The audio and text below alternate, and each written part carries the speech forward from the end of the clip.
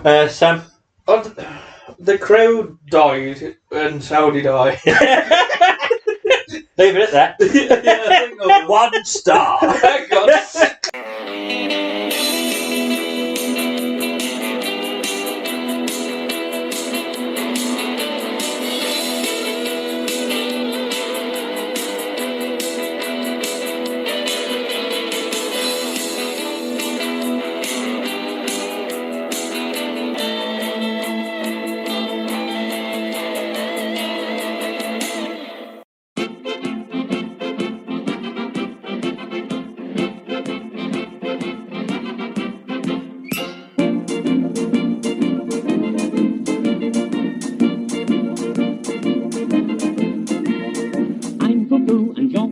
So let's take a chance and do a new dance. I'm cuckoo and you're cuckoo. Hello and welcome back to the only wrestling podcast that exclusively rebooks, reviews and reimagines the worst of wrestling's past.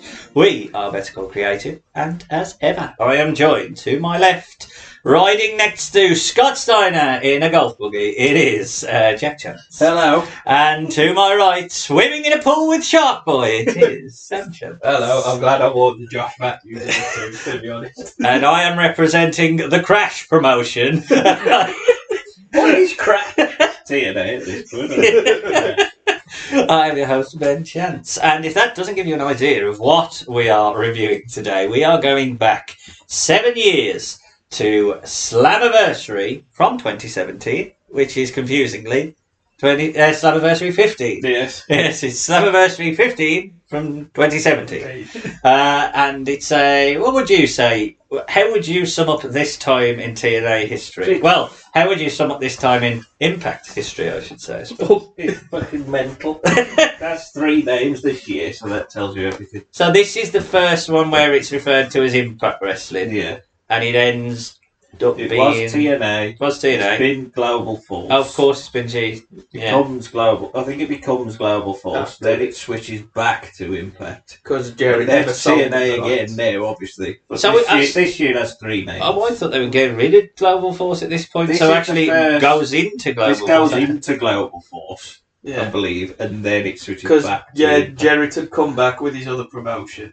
This and is the first Impact. Yeah, they. So, you know when the main event happens and they unify the belts, Yes. does it become the belt that the winner has? Becomes what they do is they have the Impact belt and they stick a Global Force. Oh, No, it's the other way around. no. It's the Global Force belt, but when they couldn't have the rights to Global Force because Jarrett they sell it to them, Stick things that on. stick an Impact sticker, but on the side plates it still says GFW. Because obviously the X Division's green already. yeah. Which was the colour of Global Force. We go from blue to green. Colours as well this year. Red, blue and green. It's very, very much finding its feet again. This will last for a few years, Yeah. and then COVID will come along and make it cool again. There's no one there. No. We've been doing this for years. There's no difference. I mean, they have got cinematic matches. Well, we'll get on to the birth of the cinematic match later on. But before we do, we are going back to the 2nd of July 2017, and the UK number 1 was Bridge Over Troubled Waters by Artists of Grenfell. Fucking hell, the fiery. Bloody hell, Paul Simon on the side. Having a good Garfunkel on, taking the spotlight.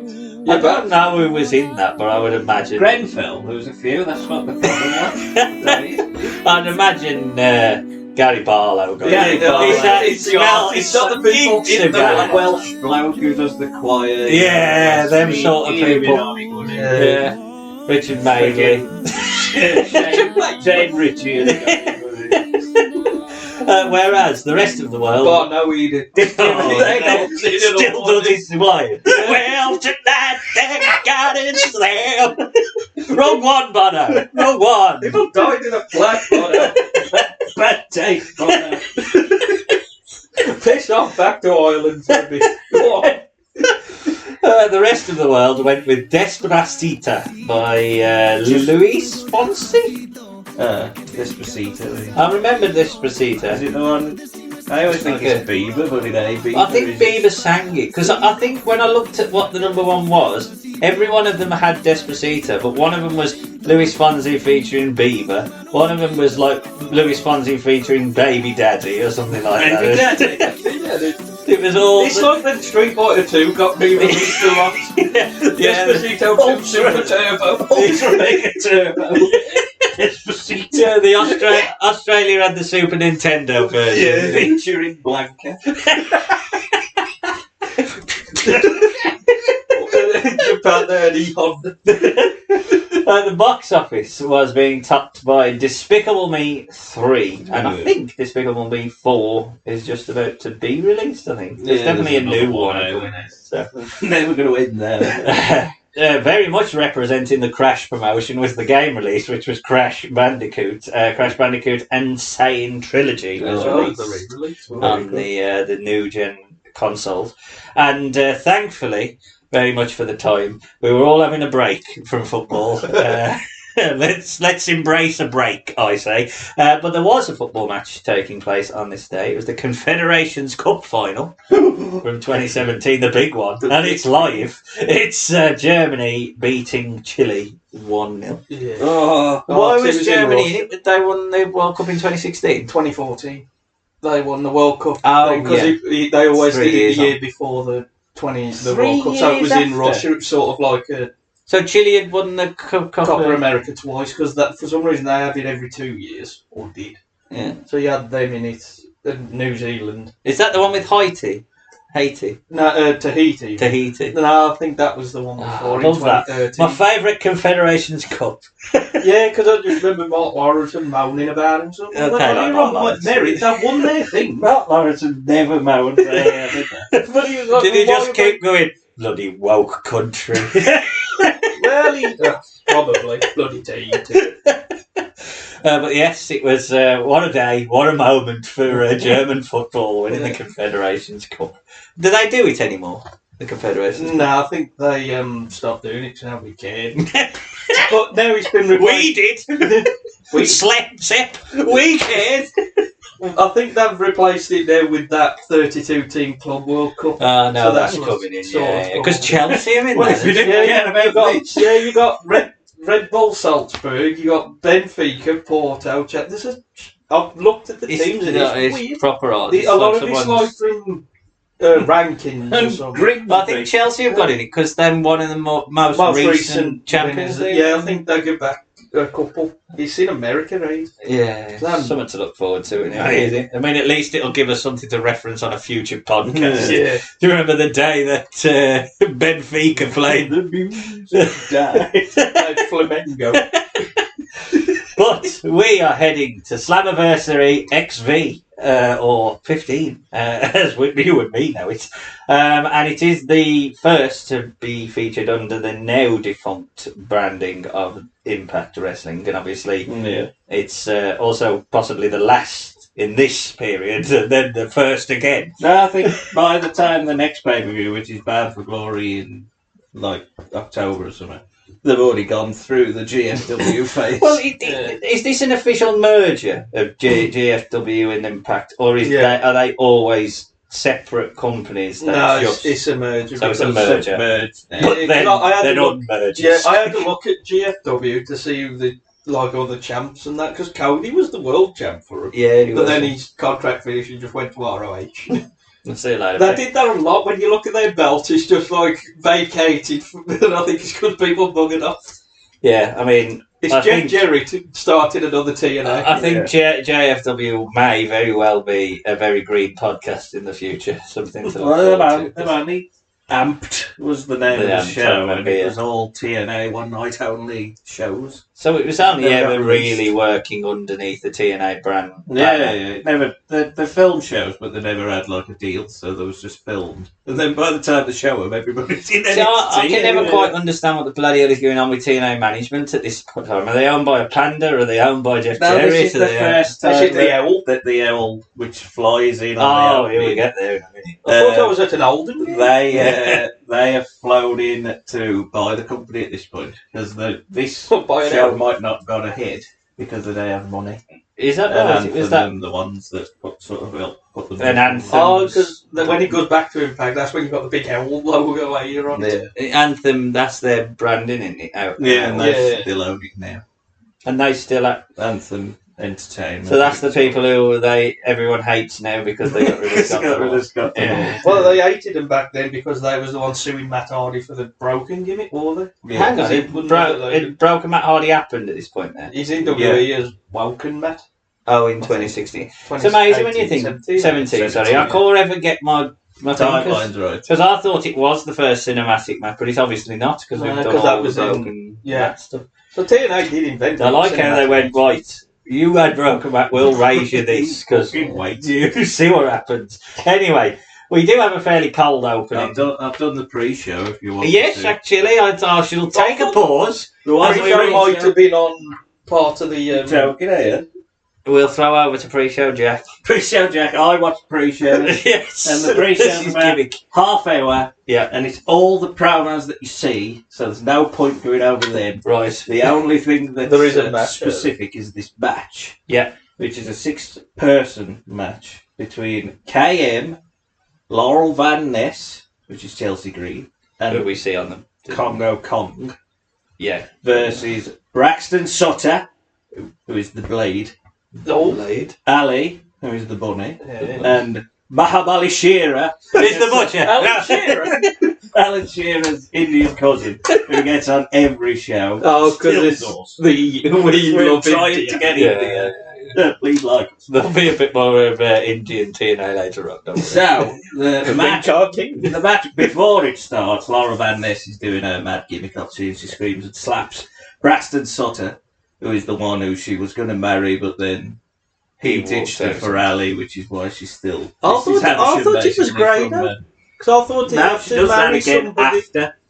Oh, again? This is later on. She goes with Grado, and then Grado says no as well. Yeah, because he only much luck, doesn't I think he only needed it to stay in to stay in the country. Well, I think he loses his work permit soon, doesn't he? Yeah, which is why he buggers off. Yeah.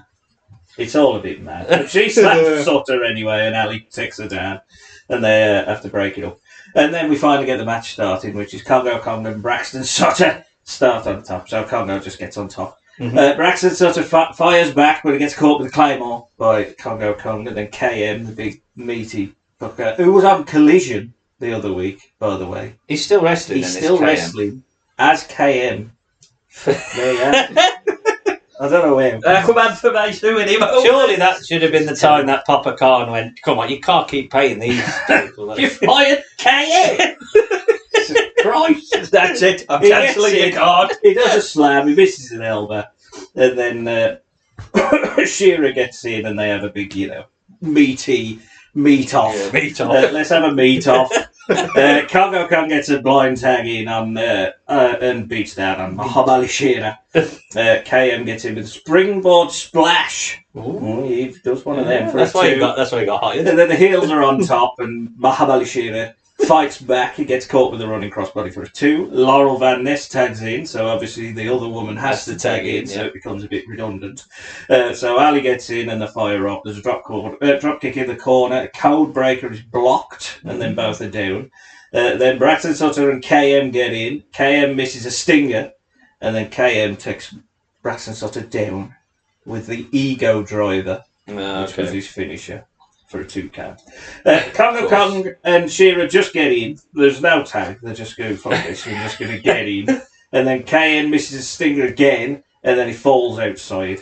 He drags Mahabali Shearer out and throws him into the steps. Then Laurel Van Ness gets in, hits a code breaker. KM gets in and gets hit with a Dudley Dog from Ali. And then Braxton Sutter gets in, and it's the BS Express, which is the name of his finish. I know. BS Express. That's what he chose. It's a twisty fisherman super for the win. So Braxton Sutter picks up the win over Congo Kong. And they're the babyface team. Yeah. But the thing that is most annoying about this 8-minute sort of clusterfuck of a match is Braxton Sutter pings Congo Kong and they're not feuding.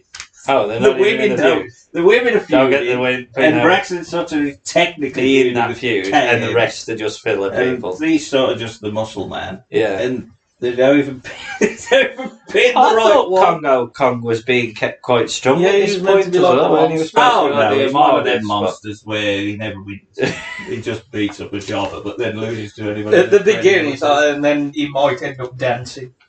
Oh, yeah. Usually what It tends happens. to happen, doesn't it, with the So monster? yeah, you made this a lot. It was about 8 minutes, and it was a bit shit. So you wouldn't But at recommend that people No, I'd recommend get an probably the illegal minute stream? of Laurel Van Ness and Ali. Yeah. Because at least them two strong And characters. they've got a feud. Yeah, they're illegally streamed. It's on Daily Motion. Oh, is it? All of TNA's on Daily Oh, Motion. well done, TNA, for being A legal. lot of the pay-per-views and shows them all on Yeah, YouTube. on Don't look at the YouTube, yeah. first I think 2 hour I Impact. don't think there's many now that there's not on YouTube. I Most think. of the Slammiversaries are on there. Yeah.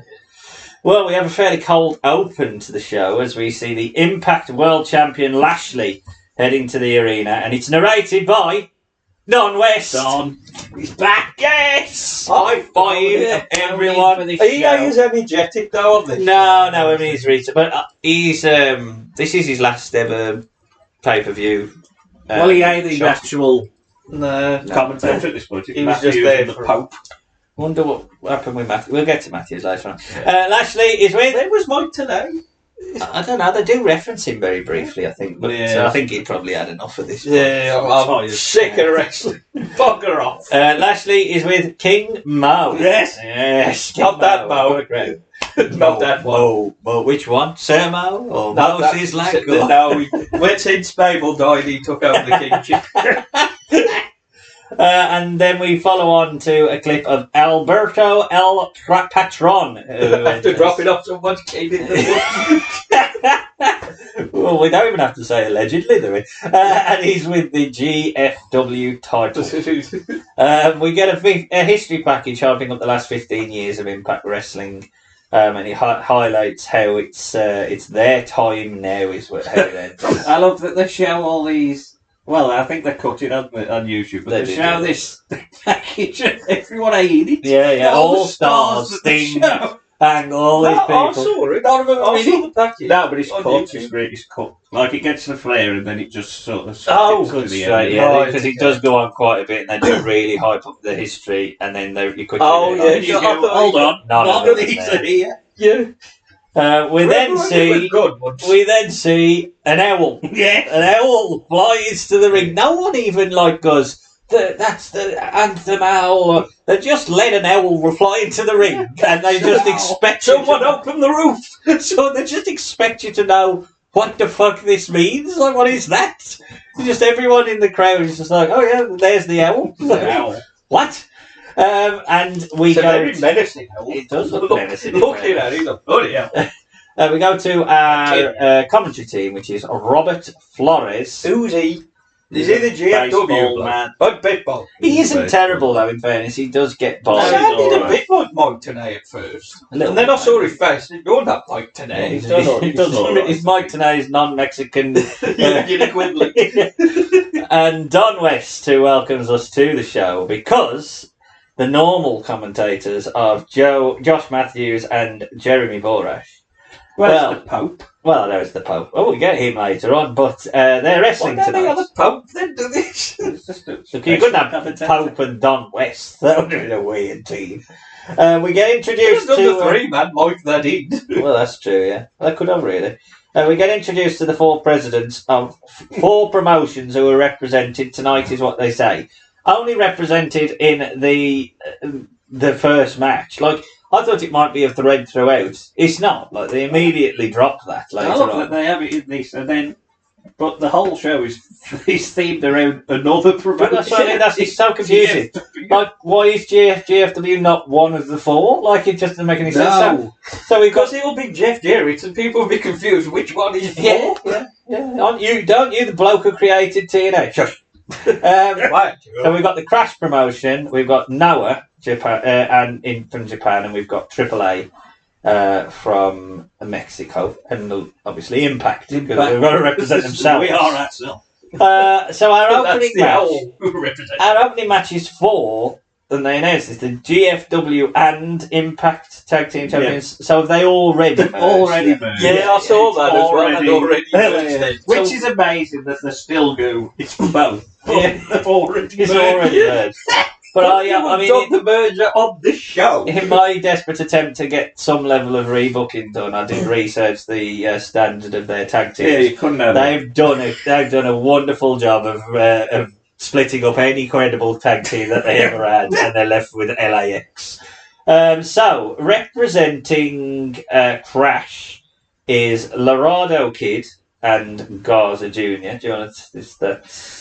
Well, that's Angel Garza, who is in WWE now, Yes. obviously, with Legado. Yes. And Laredo Kid is in TNA at the moment as the digital media champion. He is the Oh, I thought he was in AEW. No, he's in TNA. Oh. Hector Garza gets some love from Don West. He drops a I remember him! He was the guy who was definitely not an exhibition man, but he was a big sausage. Representing Triple A is Drago, who's got a very, very cool looking mask, and El Hijo del Fantasma, The son of the Phantom. the son of the Phantom. And the Phantom. What's his name, mate? That is Santos Escobar. So Legado is in this match. Oh, I don't realise that Apart was. from Alberto. I don't realise that was Yeah, that's Santos Escobar, it. isn't he? Yeah. He is actually, and that was he is the son of the Phantom. Yeah, Santos that's Escobar. the name, son of the Phantom. But in real life, he is that. He's not just Yeah. representing No, that in no, kayfabe. Which But Phantom? then he The superhero. He come And that's who into, the base the gimmick on. Yeah, that's true. he come into NXT as El Hijo del Fantasma as well. And then he unmasked. and then he the- unmasked. And he unmasked pretty quickly. Actually. Was it in Yeah. that breakout tournament or something? He was in the cruiserweight title. Oh, that's tournament it, oh. that they did. I didn't realise that was. He win it. Santos Escobar. He won it then. Noah are represented by Naomichi Marufuji and Taiji Taiji Ishimori. Ishimori. Bone Soldier. Bone Soldier. Boner. Which one's the Bone Soldier?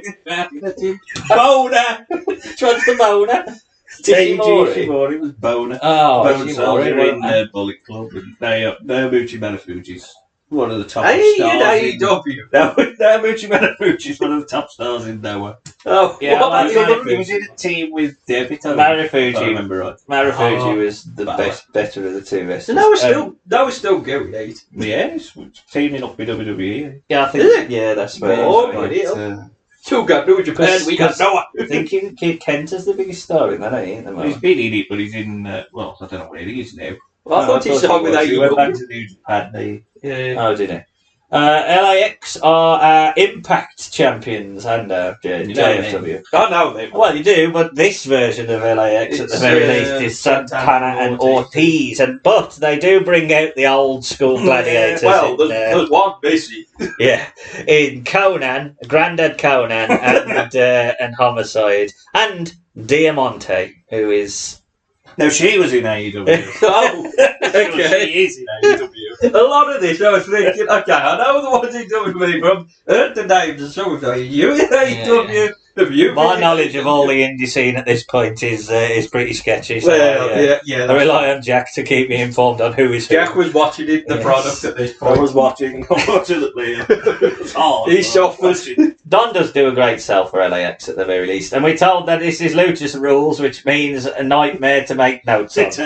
No, so let's start. No tagging. Marufuji and Santana start us off with an even start. There's Lucha-style springboards and an arm drag till we fall into a slap-off because we're doing the strong-style moves now. Marufuji pops West with a standing kick, and then Laredo Kid is in and he hits a springboard splash. Ishimura is in now and he hits a springboard sit-out handstand Enziguri. Thank Jesus you. Christ. Thank was you a long for all line. of those adjectives. Took up a whole line in their book to write that move. Ortiz and Ishii want to get into some more tit slapping as Ortiz hits a Northern Light suplex and a Death Valley driver. Garza Jr. makes the save and is in to hit an Enziguri and Lucha wrist locks takedowns. And then off come Garza's pants. Yes. He loves that spot. He does, and in comes the AAA team. They do some double teamwork with an Enziguri, to Inzaguri out Gaza. Then Ishii gets kneed. Marufuji, excuse me. Marufuji gets a double team code breaker, and then Diamante trips the Phantom, and Santana plays heel to lay out El Hijo Fantasma. I'm just going to call him Santa Claus. We know who he is. We know who he is. Double team powerbomb, reverse DDT spot from LAX, and a nice senton in the corner and a side leg drop. There's a nice trio spot by Team Crash on Team Impact. And now it's let's all do our double team moves. So it's over to Team Noah, who do a double team tombstone. Triple A do a sort of Hurricane Rana, but Drago, I don't know whether it's a botch or I think his brain just says, don't bother. He doesn't even look like a good botch. He just sort of goes there. Just drops. He does nail a tornado DDT from his partner's shoulders, though. Santana is in now, and he and the Crash team do a trio of moonsaults. Santana has to save a very short suicide dive by Marufuji. Diamante is thrown by Gaza, and then Phantasma hits a spike-style tombstone and a great suicide dive. Homicide is in, and Diamante is launched again by Gaza. Homicide hits a very weak-looking move on Gaza. Why is Homicide in it? Well, he just gets involved, doesn't he, outside? That confused me. I thought, hey, Santana and Ortiz. Well, is he still wrestling Homicide? Yeah, he's in NWA. Because they do a few... Oh, you mean now? Just in 2017, but I was just asking about he's in NWA. But I'm sure they do the LAX feud. They've just got the OGs, I think they call them. Because of the tease that there's a new person coming at the end of that. Eddie Kingston, or the Gold King, or whatever that's called. Homicide hits a very weak-looking move on Gaza. There's a tilt-to-world DDT by Drago and a corkscrew plancha. Spanish fly spot by Laredo Kid for 2. Ortiz with a top rope belly-to-belly and a float-over neck-breaker powerbomb, and that wins and retains for LAX. And we can all breathe. Lax! Yes. Sam, thoughts on that match? Oh, yeah, he's what you expect from Impact, a really multi-man lucha match. I think it's just the fact that you kind of knew who was going to win. Of course, the Crash Men being the tag champs of GFWA. And that, I think that's the biggest thing, really. I thought it was a good opener. I thought, fuck the psychology, let's have a bigger of a spot fest. The issue really is it's a title match with no jeopardy for the titles. Yes. In Slammiversary, that's a bit of a waste of maybe do the unification here. Yeah. Don't do it like 2 months exactly. And you could have took LAX out and just had another flippy team and just had a nice flippy opener. But in short doses, it was pretty good. I didn't really overstay its welcome. Everyone basically went, we will have a spot in this match. Including and they did it well, and Impact did the sensible thing by ultimately having their team go over. I was impressed by Phantasma, but now I know who he is. I suppose that was to be expected, because I thought he and Marufuji were probably the best two. Garza's definitely the one that Vince would have seen from this match. Yeah, I like it. He could smile and drink his trap. Sam? Jack, sorry? I am Jack. Yes, I thought it went on too long. Because I think... I think they did one in, one gets took out, the next one gets in, he takes the next one out. So they did that. Then they did the double teams. Then they got Diamante involved. Can I just stop you? Let me remind you of the last multi-team match that we watched. That was the JCW's Bloody Mania. Yeah, well, that's wrong. Yeah, it's better. Oh, that was the 100-man. That had Greg taking a Canadian Destroyer. Don't tell me that one better. No, now they call it someone else. Yeah. The Canadian fuck. The Sunset Fuck is what they call it. But I mean, you do all that, you do all the double teams, you get Diamante involved, and then all of a sudden we do the double teams again, and we do another Diamante spot. So I think they had a bit too much time. Yogurt. But they do. I'm glad you were on commentary. It's the X Division match with the tag titles. They don't give you any reason to believe that they are going to win, so it is a bit pointless. But it does fill the spot of what I think a TNA pay-per-view should always have, which is the big multi-man opener of the X Division. So Yeah, it It'd be nice I having think an it's Andy, fine. just I a just- big bloke who could chuck him around a bit, something I different. think it's fine, but I think it just probably went on a touch longer than it needed to, Yeah. in my opinion. Well, old Grandad Conan, he gets the mic anyway, and he tells us that a new member of LAX is coming to start the revolution. I thought, well, Conan, you've been here a long time. This revolution is dragging its feet. It's 15 years, mate. 3 Live Crew. Anyway, I don't know, was he in 3 Live Crew? Yeah, Conan? then they went to 4 Live Crew when Kip appeared, when a wild Billy Gunn appeared. What is a 3 Live Crew? What does that even mean? Anyway. Anyway, Band called, awesome, like 2 Live Crew or something. Anyway, cheers, Grandad Conan. We will see you again in the future. Enough of that shit. Here comes Joseph Park. Oh my I knew fucking you'd have word. popped us in yourself. Yes. Better than Sting, we all know it. Anyway, amazing. He tries to calm down JB, who has because he's got some amendments to the contract for their match tonight. They have very boggy eyes, both of these. JB certainly has. Like Yeah. he's done proper Roger Rabbit kind of.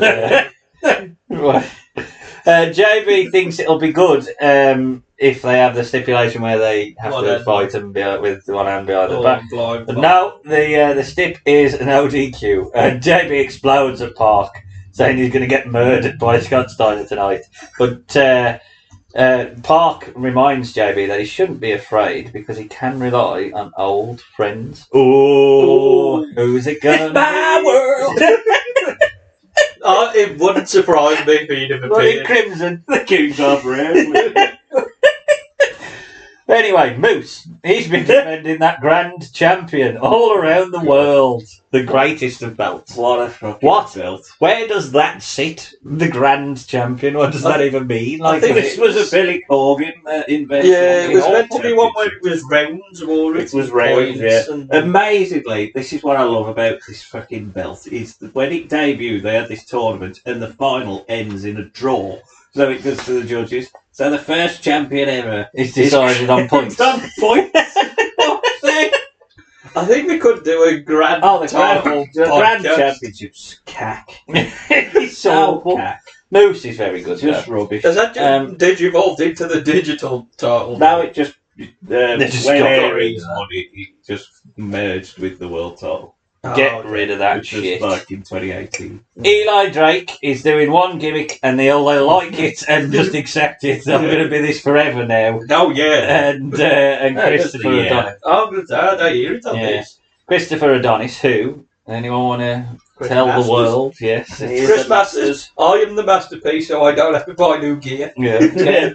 Keep the end. They've been double teaming Moose. Moose has a partner though, and it's the ex What a Panther name. and What's your Steiner. wrestling name? Moose. I actually quite like Moose. Yeah, I don't think I like He's it. got a good, gimmick, and then I looked and I thought he should get a WWE. I looked at 40. Is he 40? Yeah, Yeah, he turned 40 40 this year. Oh, well, that No, boat might fine. have sailed then. Hmm. Mind you, everyone's Well, old now, isn't they? Yeah. Like Eric Rowan, they've just signed back, and I think he's like 39. Oh, Yeah. yeah. Ric Flair signed for AEW. He's 75. Yeah, just keep him out of pizza places. Yeah, true. Moose has a partner. It's the ex-Panther and Steeler football. It ain't player. Pac-Man Jones. No, it's, He don't go. God. D'Angelo Williams.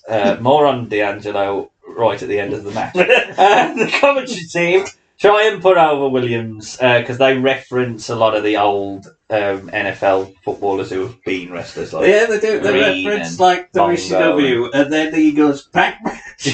So he mentions it. Don't mention it. don't tell people They about don't that. mention Lawrence Taylor, did They they? mentioned WCW. Yeah. For some reason, they accept WCW as their own. We're the success of the WCW, you know. Nothing to be proud of, mate. We get some last minute words from Moose and Williams, who have got like an entourage with them as well. This promo as well. It's ain't a bad promo, but what I don't get is it says earlier in the day, and then when they come out, they've got completely different gear on. Yeah, Why have yeah. you changed your gear? It's strange, Why isn't did the promo start with just a ring announcer talk to a random Luke? And they say, sorry about it. What a day. I True. know they was trying to make it a bit like, Not not on the like cuff. it's Yeah, just yeah, that. It's just yeah. like, It why did. are we talking like that? It did. There's some of the things that tried. Anyway, the ring walks then. Eli Drake and the not so masterpiece Adonis are out first.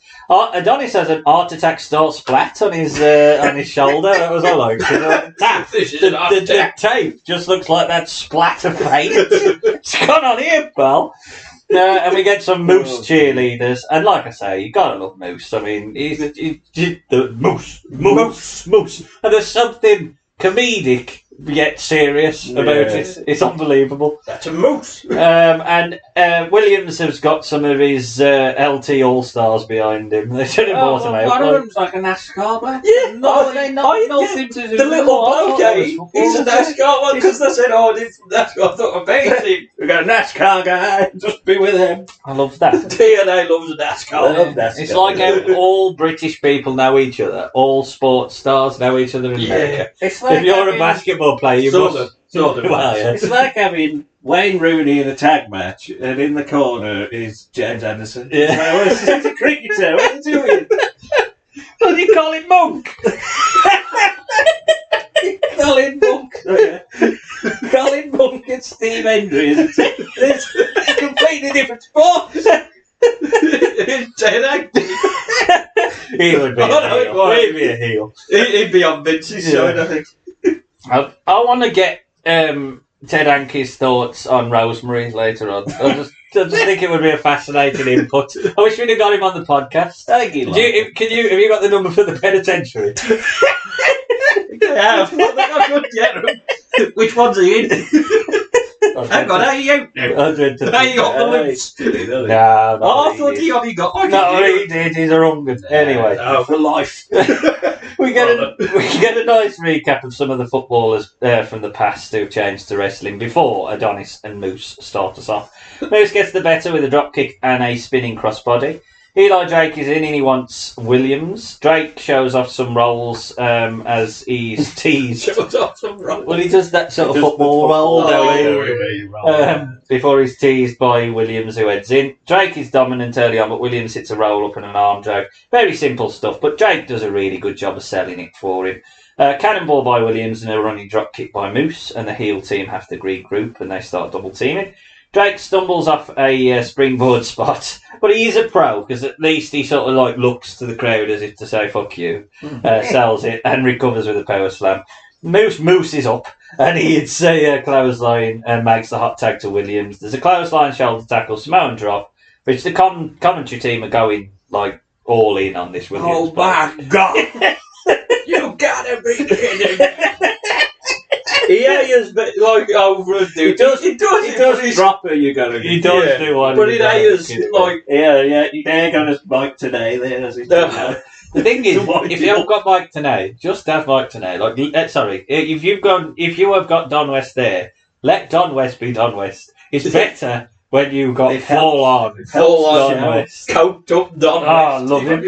He's going to sell your grandma double glazing whether she wants it or not. Drop in an amazing red reference for some reason. Doreen, you've got to be kidding me. You haven't got double glazing. Moose is back and he hits the two of the double senton onto Adonis, and Williams ducks both men. Moose hits a Bret Ropes moonsault to the outside. Table time. This is where he goes, "Are you kidding me?"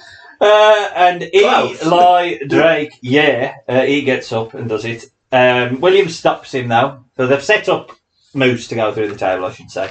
Williams stops it. Williams stops Drake, and then Adonis is set up on the table. Williams pops the crowd because I think, this is his big moment. He's going to do a big old froggy splash directly through that table. But my God, does he just dive over the table, graze Adonis with his legs? It just sort of flops to the side. Bends it tiny bit. And then they just cover it, that's it. And it's done. That'll do. I like the fact the commentary said he nearly jumped over it. I mean, not even covering it. It is such a shame, because in fairness to Williams, he didn't do a lot wrong. And he was helped through the match by two decent heels. But when it came to his moment and you have to fly on your own now, kid. Yeah. My God, he failed. Not too far. This is not flying. This is falling with no style. Jack, thoughts on that? Yeah, I mean, it's a fine little match. There's nothing wrong with it. It's not, they don't do anything bad. Moose is good. Adonis and Eli Drake are solid, and they get D'Angelo through, like you say. But you'll always remember the finish of a match because that's what you build to, and they completely fucked it up. So it really left a deflated. Yeah. Is that what we get? Because they just pick him up and go, we'll do it again. They just went, we'll just pin him. Yeah, the problem was it wasn't like a Bad Bunny spot where you thought, shit, he can work, or Logan Paul. Because it was like, we know he's okay and can be talked through a match. It was just a forgettable match until they gave you a reason not to forget it by it being shit at the end. And I think all three of the pros in this, I like Adonis. I think he's got a lot of, I think WWE lost a lot of money on him. Yeah. Moose, even though he's 73 now, could definitely have had a run. Eli Drake are probably the same age now, don't they? So he's about 41, I think. Is he? And Eli Drake is he just stinks at WWE. I mean, everything he does is WWE. Yeah, so talking about when did he? Just so strange because he just 2021 or about 4 or 5 years, something like that. I think because obviously Mr. Pritchard is involved in this show without being involved. It's weird. He's on it. But he said in his podcast about this, when someone asked him was there a talent that he was working with in TNA that he would have taken, he did say Eli Drake. Did he say it after he'd become a big star? Yeah, exactly. Well, he was actually it's a good point, really. I would have took Conan. I'll tell you what, that JB, he was brilliant in that pool. That KM is fucking great. Sam, thoughts on this match? I quite enjoyed the match. I was surprised by it. Yeah. Really. And as I said, I do like Moose. I ain't really watched much of him, so I thought, Moose. He's quite good. He is. And just the table spot at the end. It's like, so close. Yeah, so close. It was one of them, Warwick. Yeah. That's what I mean. I don't think he ever. Did he? Where did he go from there? Was that it? D'Angelo, I think he might have appeared once or twice after, but he didn't really become an. I think he was still a footballer though. It wasn't like he retired. He just they get signed. Is that what it was? He was released by Hartlepool, and he was July. They have like 6 months off. That's true. Super Bowl's in February. That's true. They don't start till September. Moose correctly sorts it out anyway. After the shenanigans, Williams helps Moose put Drake through the table just to. It's a little bit shit when they just go Moose could do it. Yeah, well, I thought they was going to redo the spot, but I think he probably had no confidence. And it was a bit funny that I thought, like about 10 minutes after the match, right, let's do this. Let's try it There is a again. bit of time between it, Yeah. Why worried Adonis that got put through? He just I did it once, I'm going. I'm off. He like your turn. Well, it's now time to choose our narrative because we have got EC3 who's puts over his history with James Storm in the company. Talks about strapping him down tonight because it's a James Storm classic. It's a strap match. EC3 says he is a Carter and this company needs him, which is his promo. Is his gimmick, catchphrase. That's it.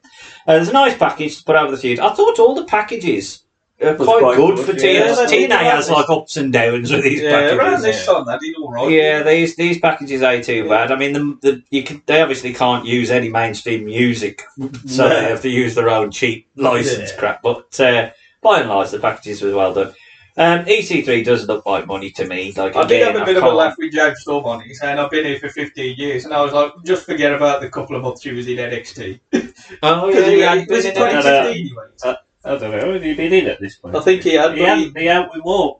He only had it one was like match. a special. I thought he had 2 matches. No, he only had one. It was a special one-off match, right? He just I thought he'd gone and that was wanting to sign him. He was going to sign him. No, That was AJ's theme was made for him. Yeah, it was. Then he just went back to TNA. Is that right? Yeah. I never knew that. I don't know whether James Storm would have been a good fit for WWE though. It's just I think he would have definitely got lost in the shuffle. But I do like He would James have Storm. worked in NXT, but like you Maybe, say, yeah. I think once he goes up to the the main roster. Vince would have made him Make him a gladiator. proper redneck. Oh yeah. Tony Murdoch redneck. Yeah, he would have been on an horse. Had a bull whip. Come on, James. Anyway, we get the ring walks for both men, and it's nice hearing Don West talk about his history calling James Storm's matches. You got EC3's theme there. Trouble. Yeah, I couldn't believe that theme. Like, And apparently it's one of the best things. I want that shirt. It's the weird. It's the weirdest thing in the world. Though, that theme, like, it's so odd. Trouble. It gets in your head once you hear it. It definitely does. It's a strange old theme. What a man. Brian Ebner straps both men together, and James Storm lays in right. So one of the things I think and it's pertinent to know is that in the build-up to this, EC3 handcuffed James Storm and gave him 31. 31. Lashes. It's important you know Not that. 30, 31. Yes. So Storm lays in right hands and gives the first lashes to EC3. EC3 can't escape, and EC3 then gets some fans in the crowd to chant for him as he chin locks down Storm. It does feel like he's a little bit of a tweener with his crowd. Like, I don't know. He's only like the month before turned heel. Oh, was it? He turned heel because of. It feels like. Why did they turn him heel when it's obvious the crowd see him as a baby, and then he turned heel because of Alberto coming and sort of took his number one contendership because he was number one contender. He won a match for this show, and then Alberto just come in and beat him in a GFW title match. I mean, I don't necessarily think EC3 is a perfect babyface, but Alberto Del Rio. Let's talk about it later on. Storm now sells the lashes and unloads, hitting a neck breaker, but is dragged off the top and hit with a TKO by EC3. EC3 grabs some handcuffs and he puts a key around his neck. It's important that you see that. But it backfires though, and he's locked up. And a throwback to the build, he takes a whooping and he takes 32. One more for you, you little bastard. Brian Ebner unlocks and Storm hits the 1% for a 2, which is EC3's finishing move, isn't it? It's his own finish. EC3 removes the strap and then drags Storm into the ring post and then hits his finish, the 1% himself. But Storm kicks out of that as well, so that's 2 people. West says he's never seen anyone kick out of that. It happened minutes before. Have you not been paying attention? Oh, I'm having a drink.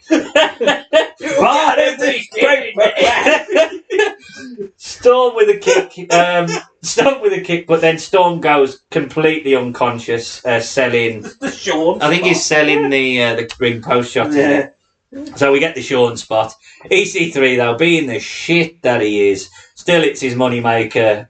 Bastard stole me, pile driver, and it is done. EC3 has beaten James Storm.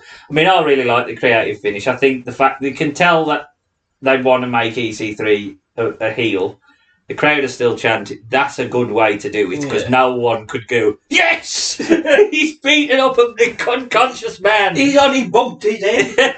And it keeps Storm with an out as to why he lost the match because it looked like he'd pretty much got EC3 won. Keeps the feud going on. He's good creative. Both of them work really well.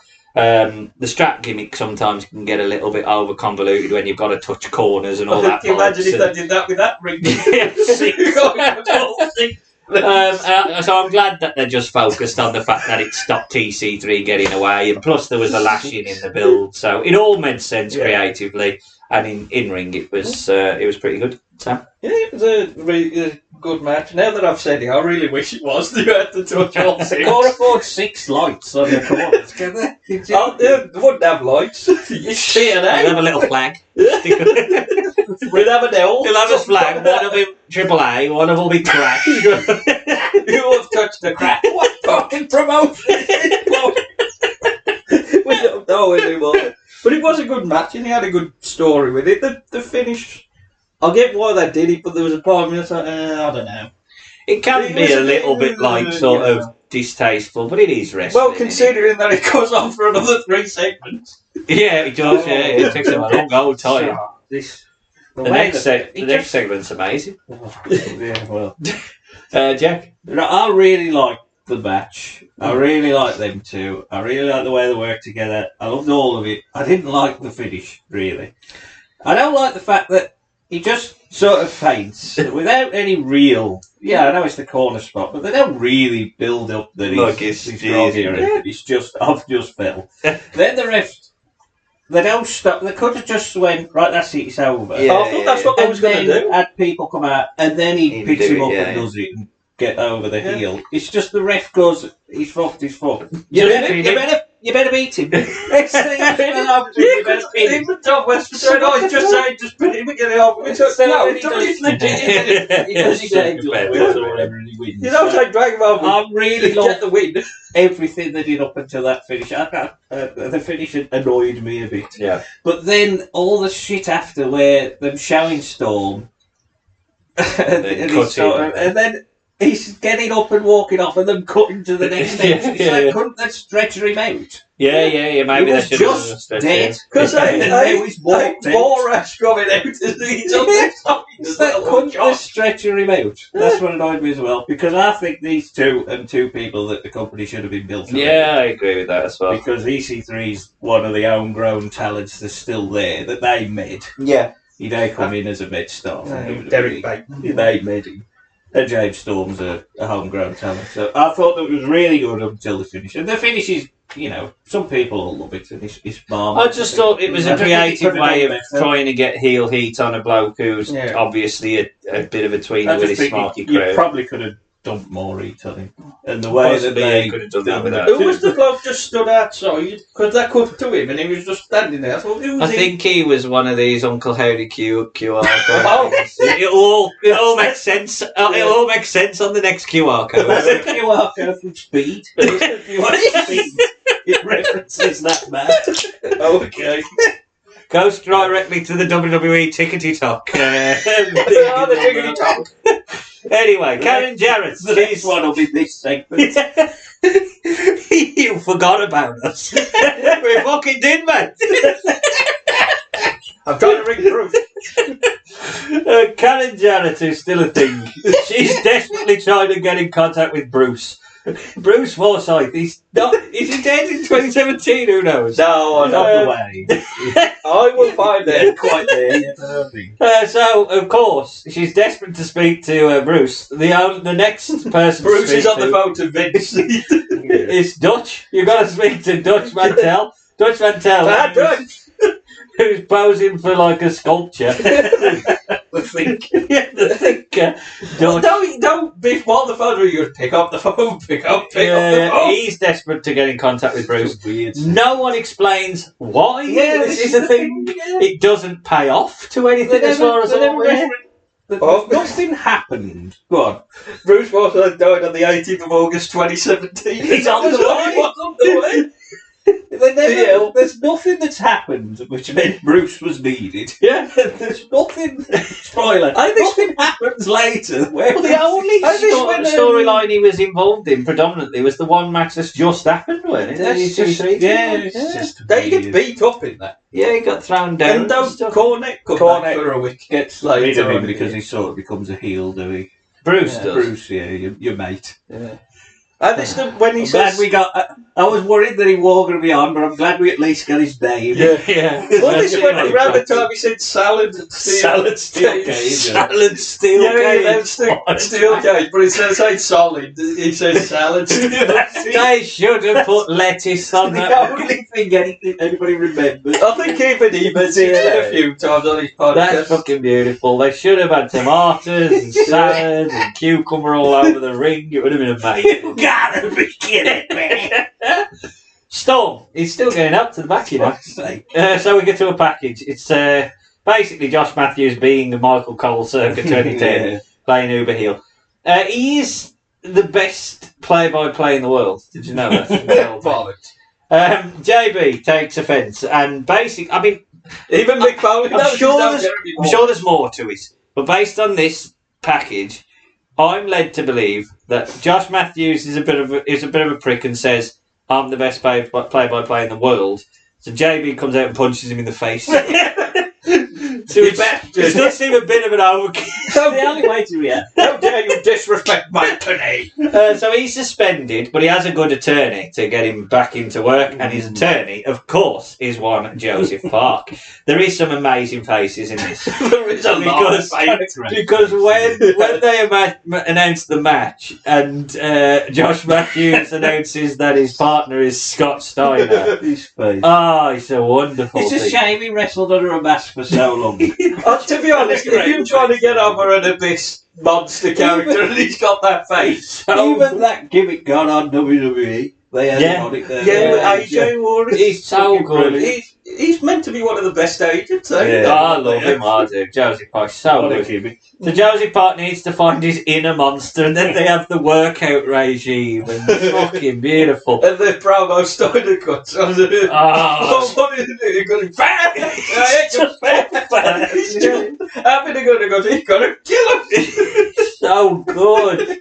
So good. Storm is still not well, by the way, after this package. So the Pope heads to ringside. He joins the commentary desk. And then we see another clip of Storm before Josh Matthews heads out.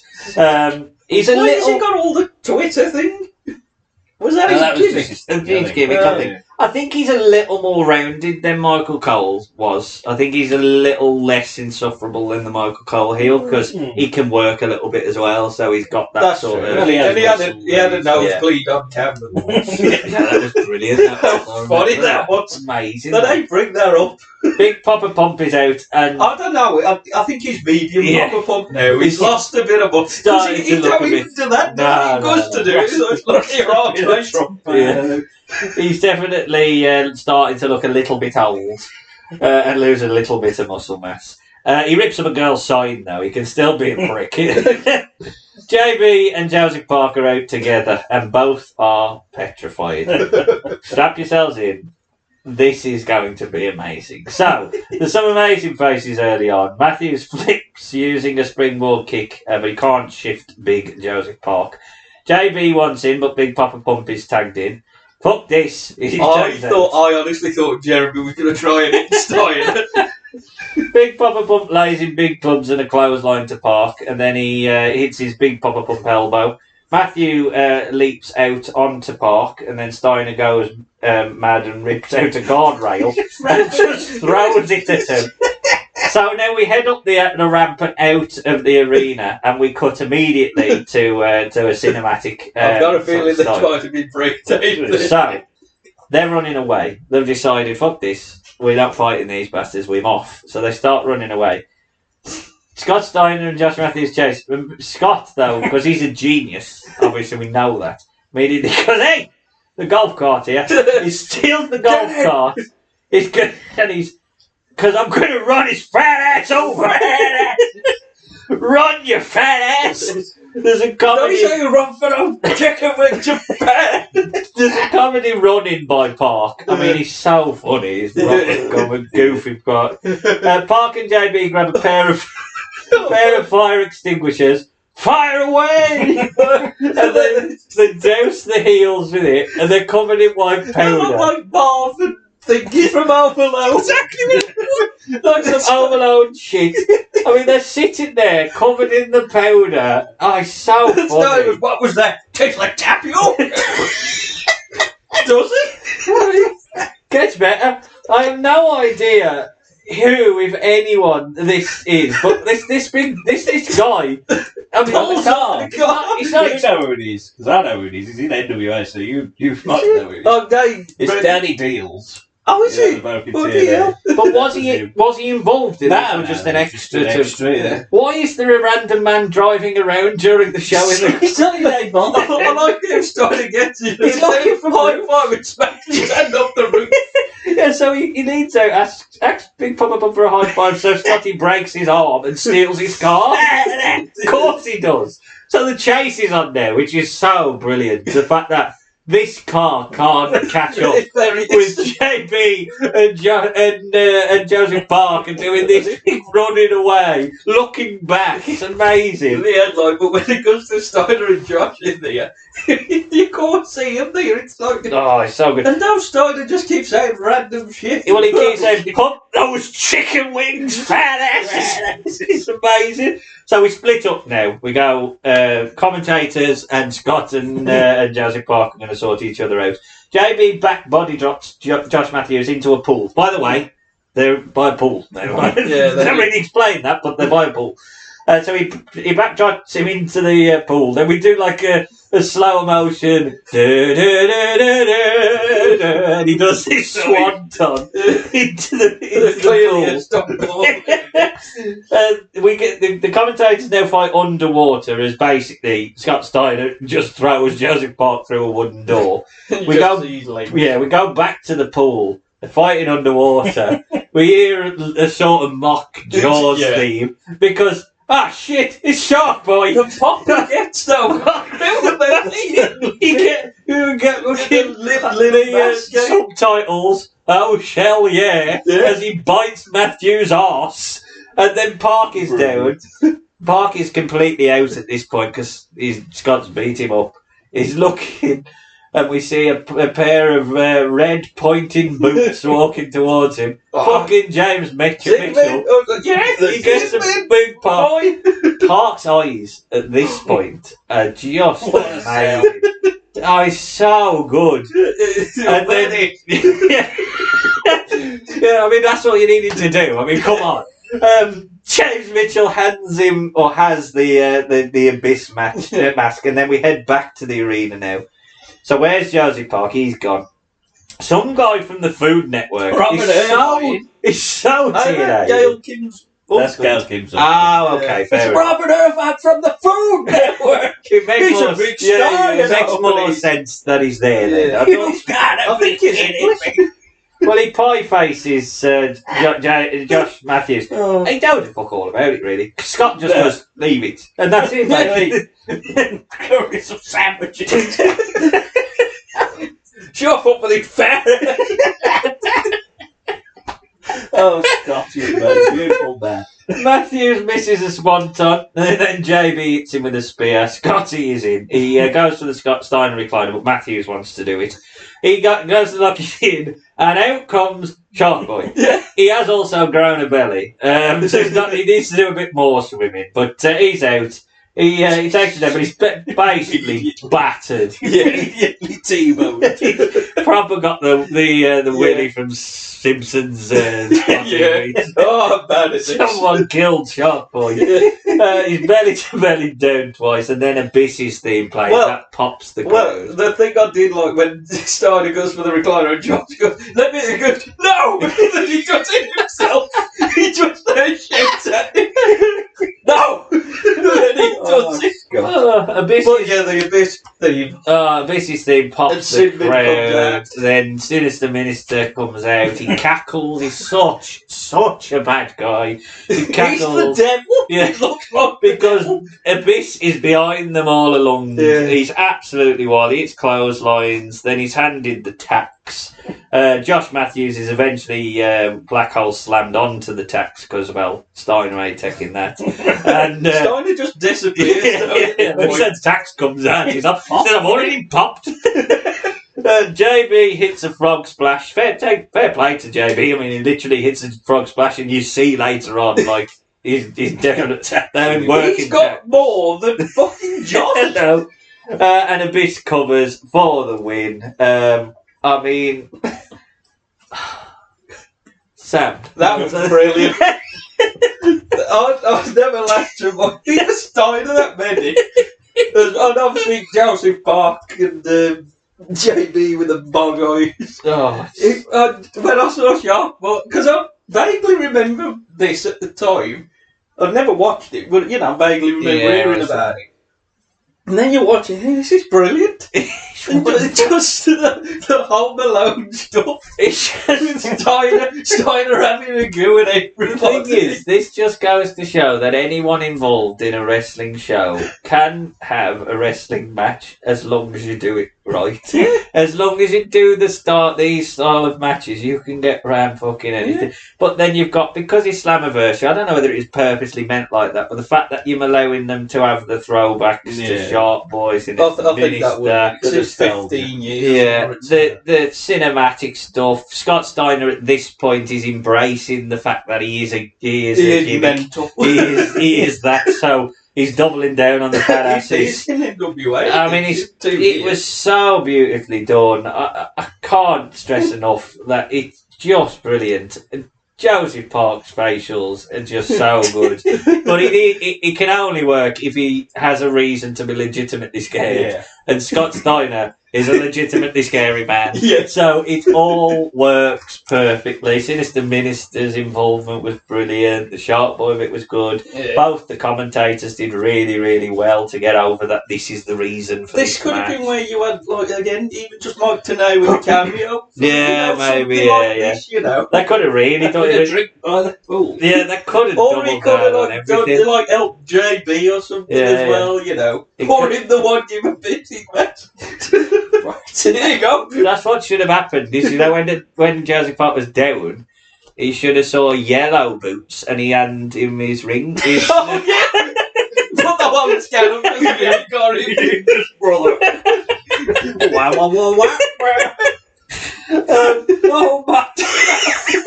He should have been in the pool. I absolutely loved it. Jack, I mean, it was amazing. I've seen it before plenty of times, and I loved it, and I still love it.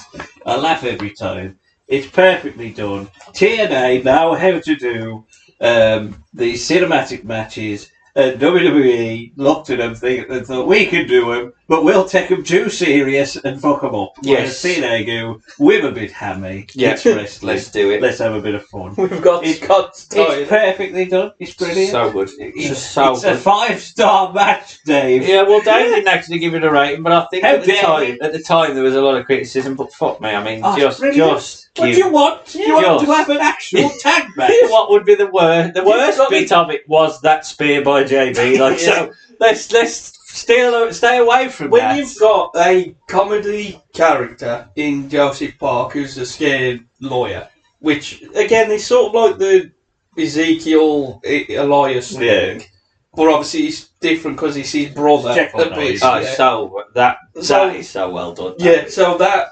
You know, you could have like a straight up match with him, and you got two commentators, and then you just got Steiner. Steiner, he's just fucking mental, isn't he? I mean, he looks like he'd kill you. He's just so good. It's just so good. You just look at Josh Matthews and think Scott Steiner. The time when you knew that you was in safe hands is when the moment that golf cart stopped and he blew out a bit of smoke, licked his lips and said it tastes like tapioca. And I thought, that's it. Scott's all in. Steiner gets it with more idea. It was beautiful. It was brilliant. We head to the back to hear from our JFW World Champion Alberto GFW.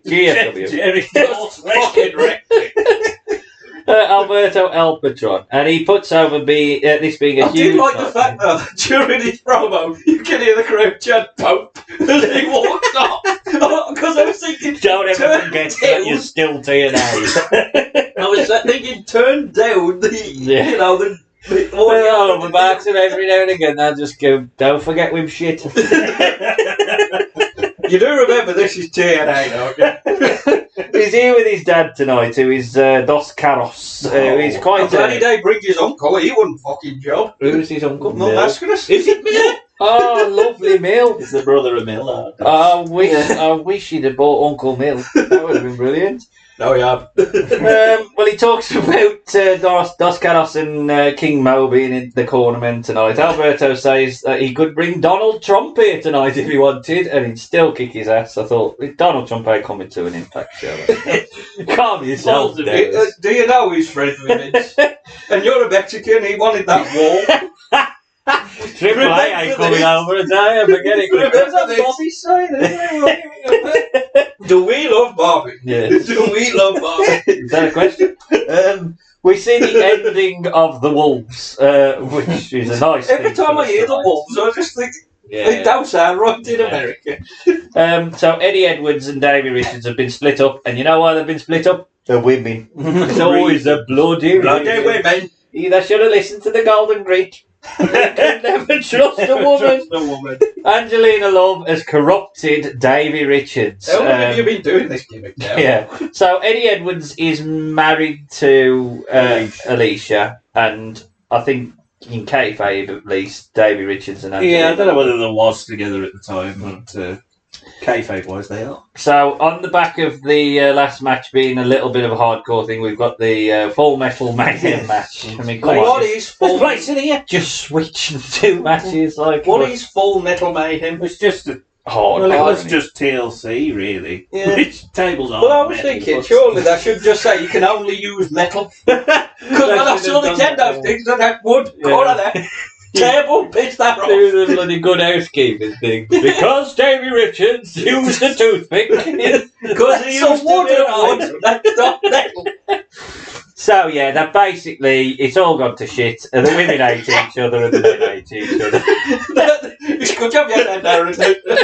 The reason the Hasn't water been back in of the show. It's all gone to shit. So I could have explained it very simplistically. This is where we are with it. Women have got involved. The friends have fucked it. It's all gone to shit. And in all honesty, from the side of the crowd, I think. Well, certainly Get to we'll get to my thoughts on this match in a minute.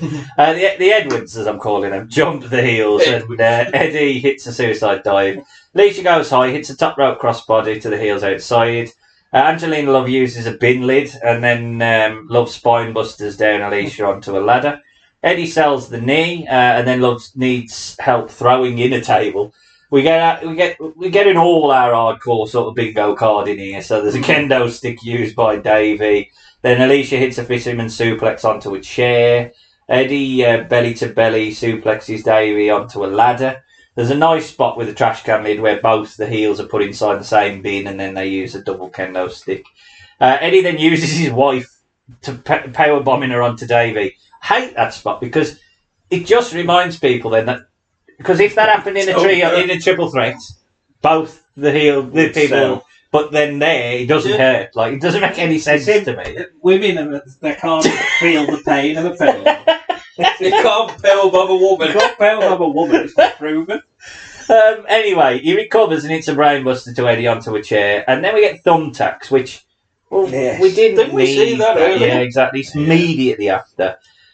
She does at least pour them into Eddie's mouth, which is a completely different spot and looks. Not it. Is it Davey's mouth? No, it's Eddie's. Yeah. Oh, it's the heels that do it, isn't it? Yeah. Into Eddie's mouth, and it's a nice. They're spot. both the same. It doesn't matter. Low blow of Shining Wizard. Angelina is actually bleeding and powerbombed through a table, and as Jack says, she immediately gets up. There's no issues because she can't feel a powerbomb. Can't feel a power bomb. Davey Richard teases a suplex through a table from a ladder. But there's a sunset flip powerbomb by Eddie Edwards, and Davey Richards is through it, and the babyface team have won. I thought it was by far the weakest match so far. I did think the women did, they tried really hard and they did well in the match. But I just don't think the crowd give a shit about the fact that these two mates have split up.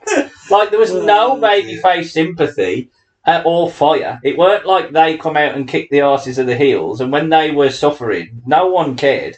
Like it was just real sort of these are not the level you guys think they are. Well, certainly the two men in the match. I think they're trying to push this as a feud we should care about. Funny. And it didn't feel like anyone should care about it. Jack?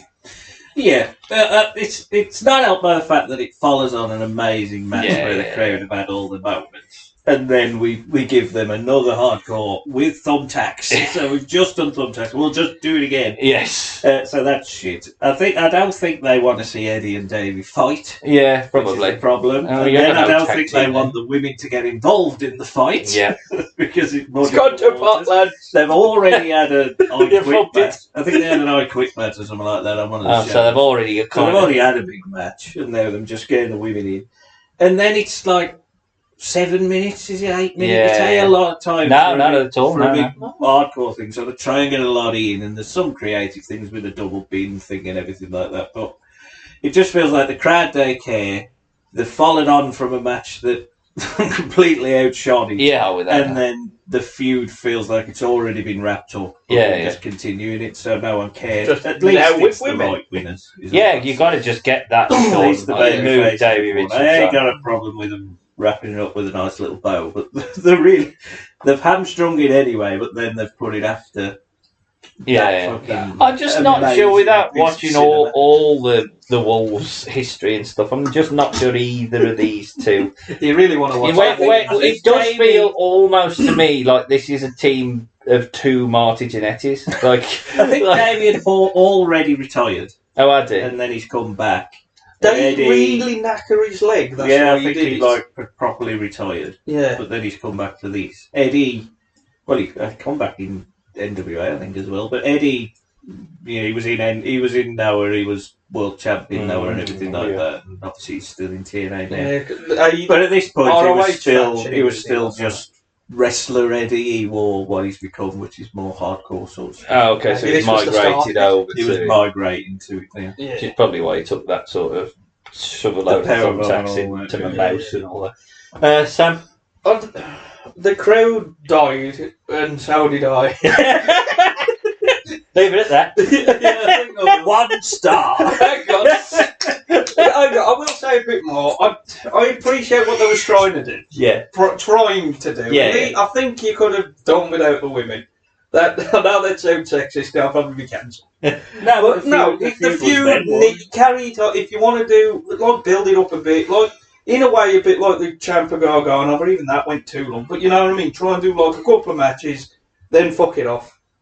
But at this time, it was just like the crowd don't care, and I don't think the crowd come back at all throughout the rest of the show. It didn't help because I don't think the main event is a really strong enough hook. The next match has got some level of thing, but it's a bit too long.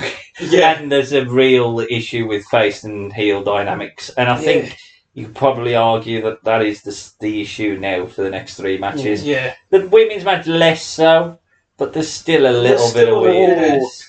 We're TNA. Yeah. Don't forget. But this match, I enjoy this match. Not just because it was hardcore, and it's like, I was still confused what Full Metal Mayhem was. With all that was, and to be honest, I know you said it was 8 minutes. It felt longer. No, it was really short. It was short. I think it needed longer because I think you needed to build a situation where Eddie was fighting from under to create babyface sympathy, or just have Eddie beat the living shit out of David.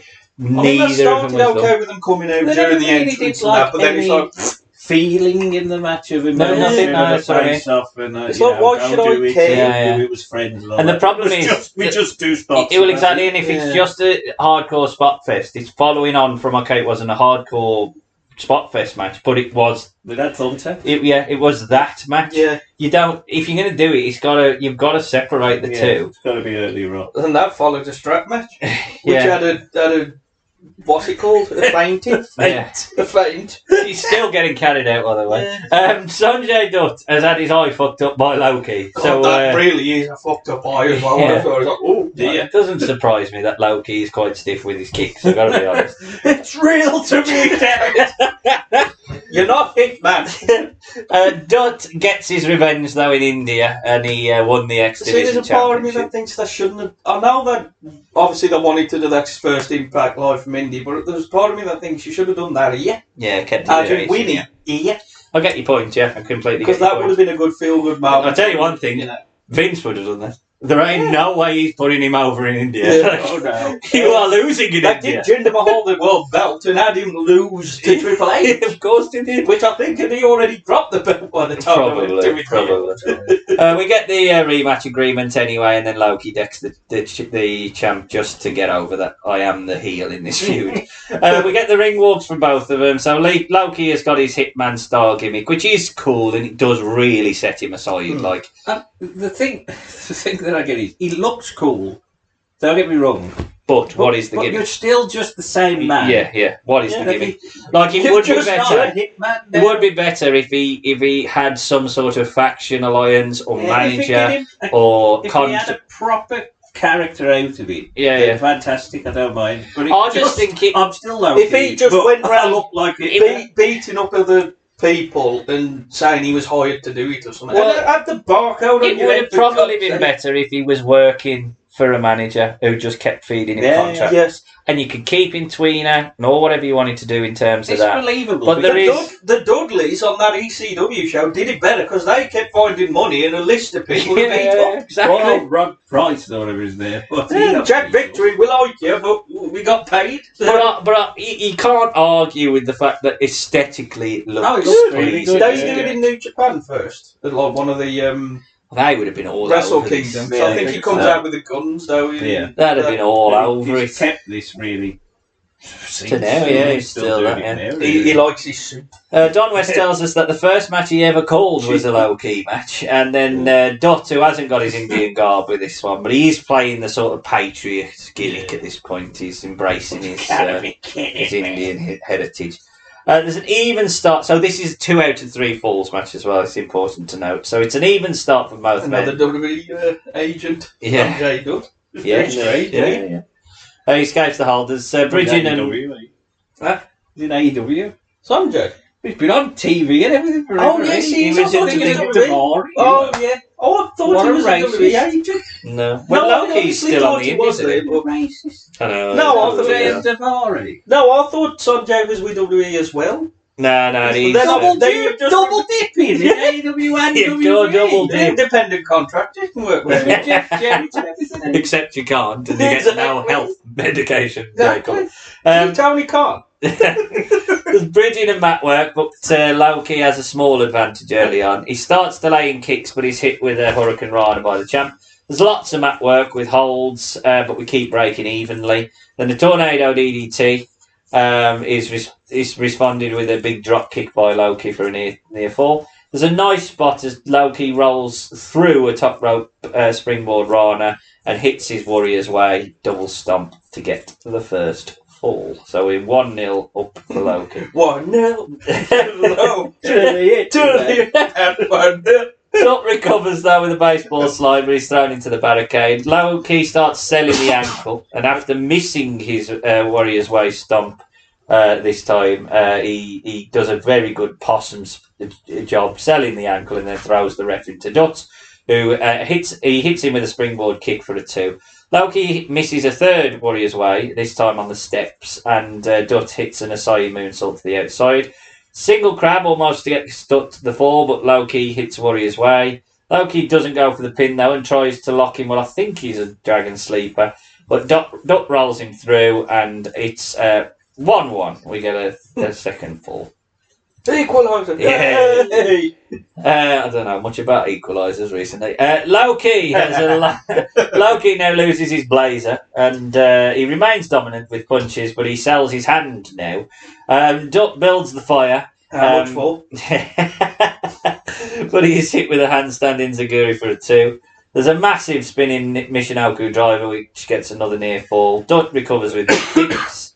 There's a nice spot as Duck uses Loki's tie to drag him off the top rope. He avoids a Warrior's Way, hits a reverse one of his own, and Duck retains his X Division title over Loki.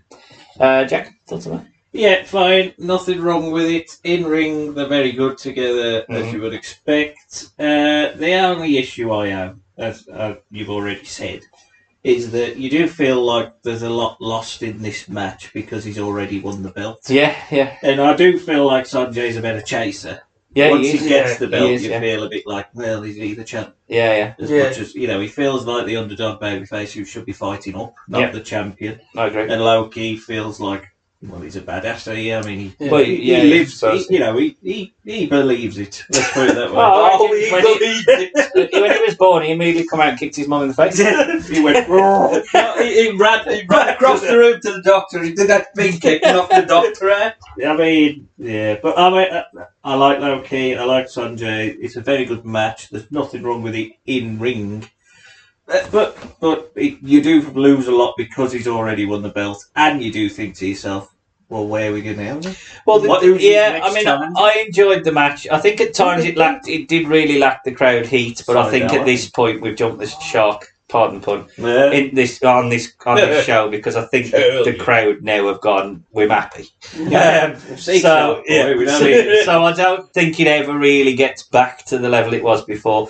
I do like the fact that the thread throughout the match was the Warrior's Way. The whole match, everything related around that move, being hit first of all. But Duck won with it, and also the second fall he lost because he didn't follow it up with it. All of that was cleverly put over. I do like Loki's gimmick, but I still feel there's an element of babyface with him because, as you say, they've not layered it. So they've just gone, this is a cool video game thing. And of course the crowd are going to go, oh, we want to cheer for him because he's dressed like a video game. If they doubled it down with him beating up people they cared about, then you might have got some heat. And because Dutt is a chaser, he's just beating. It's just like an inconsequential thing until he drops the belt. That's what it feels like to me. So as good of a match as it was, and it was a decent match, I will immediately forget about this in a few podcasts' time. So why did nobody dress up like Croc or anything? Is that Sundays? No, it's just it should have come out as Croc because everyone knows Hitman's rival was Croc. He should have shouted that when he did the mushroom. Chuck Rock or Mr. Nuts. Chuck Rock. You're really up to date with your references there. Yeah. Three people will laugh at that. I don't think Netflix are going to do a Chuck Rock special. You know what? If that ever happens, you are should have had Young Rock turn into Chuck Rock. The final Thanks, Rock. Maybe he's the leader of the bloodline with her. Probably. He started it. The donut. He's probably in the family tree. Chuck Rock. What have I started? I mean, the match was okay. Anyway. Where's Bruce? Where's Bruce? You're meant to be booking this. But to be honest, I kind of lost interest with it. As I said, it should have been a year where he won the belt. Yeah. And then you could have had him lose it the next night, maybe. Or on the next one. A bit weird. Yeah, but why did he fight? Yeah, well, yeah, because he announced that on the Indian Impact. Well, you could kind of understand if Loki had got like a clear one over Duck, and then immediately Duck gets a clean one over Loki. But it never felt like that was the story they was telling. And again, like, I don't know where the X Division Championship always bothers me, like, because like certain belts I can kind of understand having 2 out of 3 falls as an important step, but X Division feels like it shouldn't really be that because it's supposed to be fast and explosive, and you should be able to win it off a, out of nowhere. Still to this day knows what the X Division is. No one knows what it is really, I suppose. And I think by the minute, I'm sure Cameron Grimes wins the belt like within a month or so. Right, Trevor Lee wins the belt after Sanjay, and then I think it's the Seidel run after that. Yeah, and then they get it on Seidel, So and then it goes to the and I do think they've done him a disservice because again, if they're trying to get them over in India, this wasn't in India, but give him a big moment to win the belt and then let him defend for a while. But he doesn't come out feeling like a strong champion after this, really, for me. Because I think it devalues it because he comes out of it and you think, well, who's next? Who's next? Yeah, whoever's next feels less than the bloke who's just beat. That's true. Yeah, that is the problem. And that lost a lot of the established X Division stuff. I mean, he's off the long contract. Yeah, but these are kind of the last 2 that have been there. Yeah, the people who built the division in Daniels and all that, they've all gone to ROH at this point. Or WWE. Yeah, or the Fed, yeah. Lashley does some push-ups, and then Rosemary and Sienna fell out, so their package is built up. And to be fair, the music packages, as I say, have been pretty good tonight. So we're going to unify the titles from now on. Strap yourselves in, folks. It's the the Jarrett Force Wrestling. It's the GFW Women's title against the TNA Knockouts title. Gail Kim comes out. She gets a nice pop. She's She's there to present the belt. She has to be in every knockout thing. They love that, don't they? TNA love the fact that they can hold their hat and say, look, we had a really good wrestler. Yeah, we made It's the Stephanie McMahon kind of thing. She invented knockout. Sienna, who holds the GFW Championship, is followed out. She does her ring walk, and then she's followed out by Rosemary, who is out with a horde of demons. So, after Gail Kim handshakes, well, at least to Rosemary, who licks her hand for reasons, we get into a brawl. Laurel Von Ness and KM, they're out. Immediately. Yeah. Fucking KM turns. This annoyed me. I mean, I assume they're feuding with Rosemary and not aligned with Sienna. Or are they aligned with Sienna? KM's the cousin of Sienna, apparently. That's what they mentioned when Sienna goes, bugger off! Sam knows the law. Well, I listened. Yeah. I don't hear that. Well, basically, because I think it was Don West who said, oh, it's the cousin. You said, fuck off! Well, immediately they're sent to the back, yeah. Sienna then is leaped on by Rosemary. Sienna hits a big German suplex, but Rosemary rises back up again. It's really good gimmick work, that is, the fact that she rises from she does that a lot. Yeah, it's really good. Sienna bites the pinky of Rosemary, which is obviously the weakness of all demons, and then runs into a reverse head scissors hole from Rosemary. Sienna misses a charge in the corner, and Rosemary reverses a tree of woe with a top rope German. And then Sienna hits her silencer, which is basically a pounce style. I don't know if it's a finisher, but it's like a pounce style move anyway. Gets a 2. Red Wing, which is a TKO style move by Rosemary, but Laurel Van Ness is there to pull out Earl Hebner. Earl Hebner goes, get out of here! Bugger off! This brings Ali out. Earl's looking very old. He is definitely looking old. You should stop this. Or are you Dave? Well, who knows? Ali is out anyway with a kendo stick. He's very comedic. He's like proper like long one. I'll get you thunder. He does. He looks like Mao chasing the aliens with a stick on the nail. Stick. You're going to stick with a board in it. No, you're going to stick with a board. Stick with a board with a nail in it. That's it. It's got a nail with a board in it. Chases out Laurel. It actually probably gets the biggest pop of this match, which is a shame, but it feels like that feels almost a bigger feud than this. Yeah. Inside, Sienna uses the belt, clocks Rosemary. She does a cocky pin, but Rosemary kicks out, which does get a pop. Rosemary then teases the mist. I like this spot. So she goes to the mist, but Sienna puts her hand over Rosemary's mouth, so she has to swallow the mist. Obviously, she's got it on her hand, so she sells that it's burning and then rubs that into the eyes of Rosemary. What I don't then quite understand is why you then have to tap her out. Like, I can't believe that. Like, you've done all the... Why have you got to tap out the undead demon woman? Like, proper 80s warning, I'm going to drop the elbow.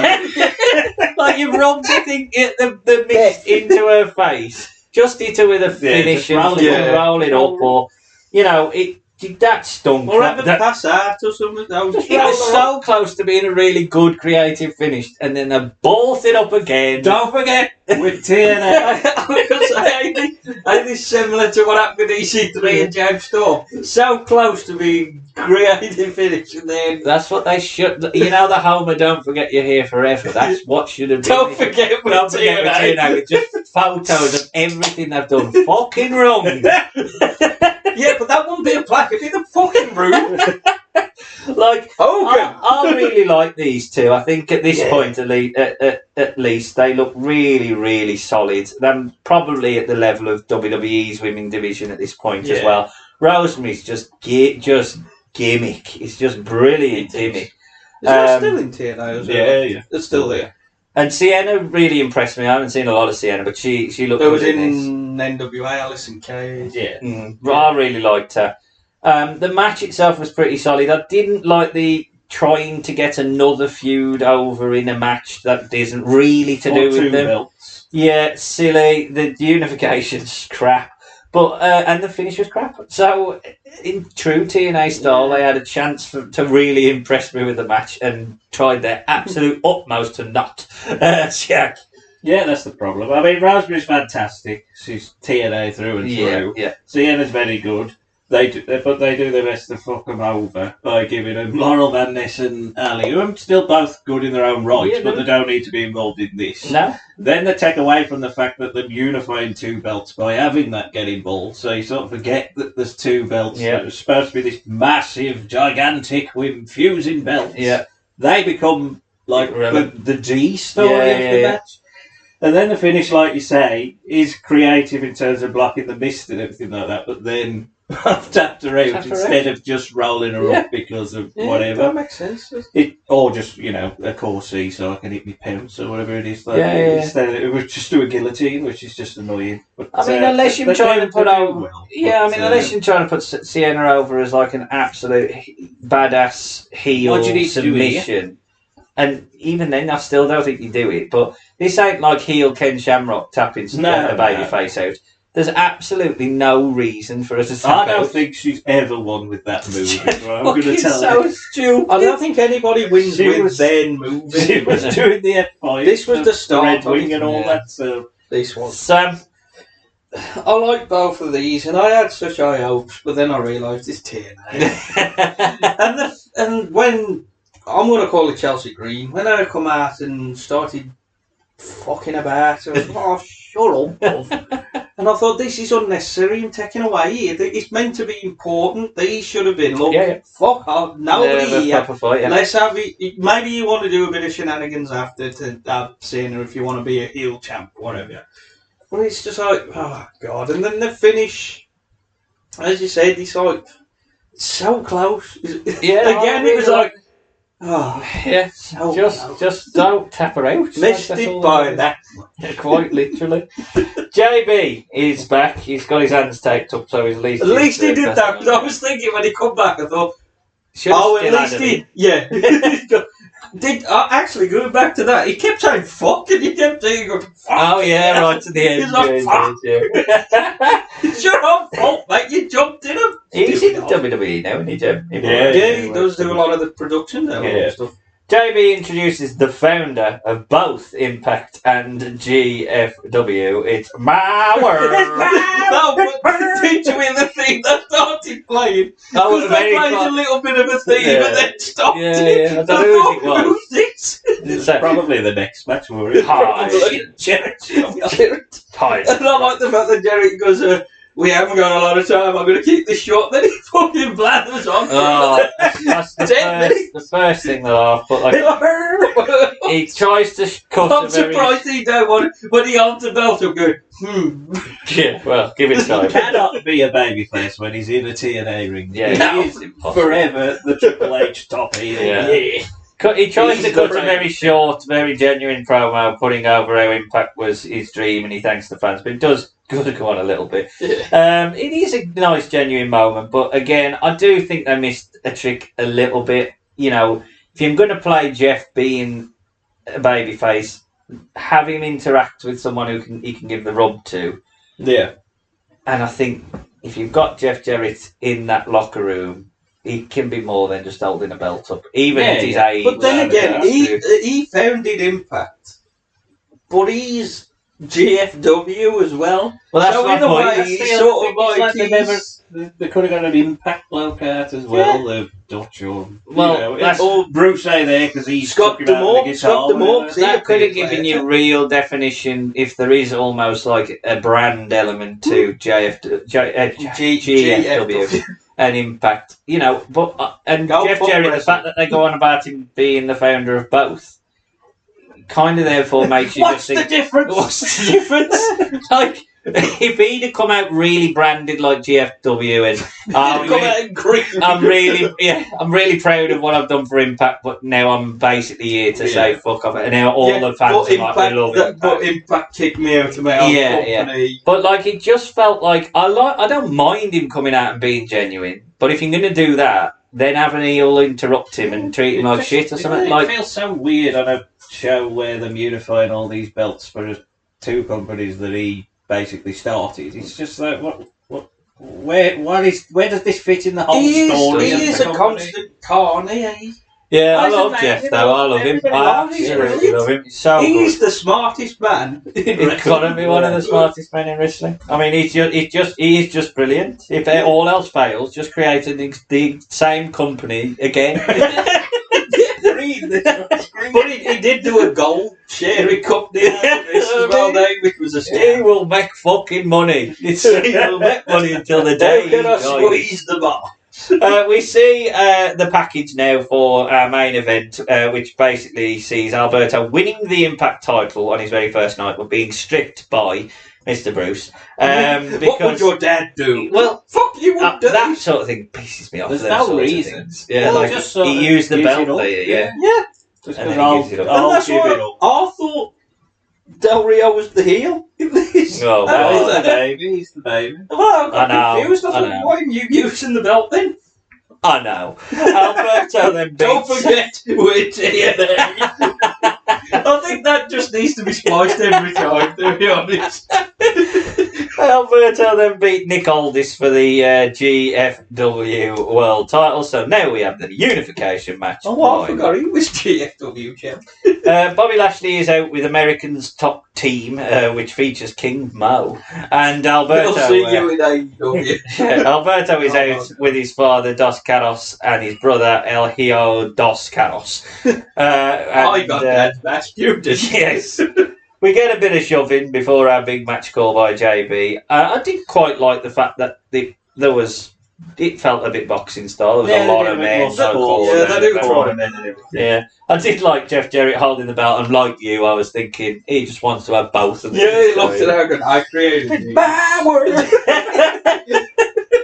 That always plays in his head when he holds it up. Was he a drunk at this point, throwing I think he just come out of it. Oh, because he goes to the All of Fame. He's in WWE the next year. He tail up until he's in WWE. Okay, Dos Caros and King Mo hang back as the rest of the cornermen leave. There's a big stiff work by both men. There's a calf kick, shoulder bars by each of them. Then Alberto suckers in Lashley and he crashes to the outside. Ashley? Is that who was under the mat? Lashley, though, uppercuts a leaping Alberto and uses the comm desk to punish him down. Dos Caros chops Mo. He just gets involved. I don't even think King Mo was ready for it, so he just chop!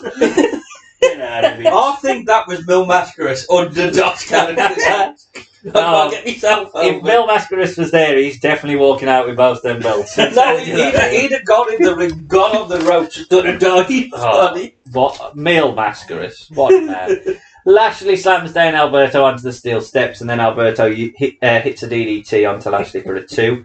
Lashley recovers. There's a massive superplex by Alberto from the top, and then Lashley corner charges, but Alberto lays in kicks to the belly welly. We get the CCC chance on the 10 punches, but a running powerbomb almost wins it for Lashley. You're not quite Daniel Bryan. No. Alberto locks in an armbar over the top ropes before hitting the backstabber, and then he almost cripples himself on a suicide dive attempt to the outside. I mean, Hebner has to check on him. So Lashley stalls. Alberto recovers, locks in the arm breaker, but Lashley powers out with a slam down.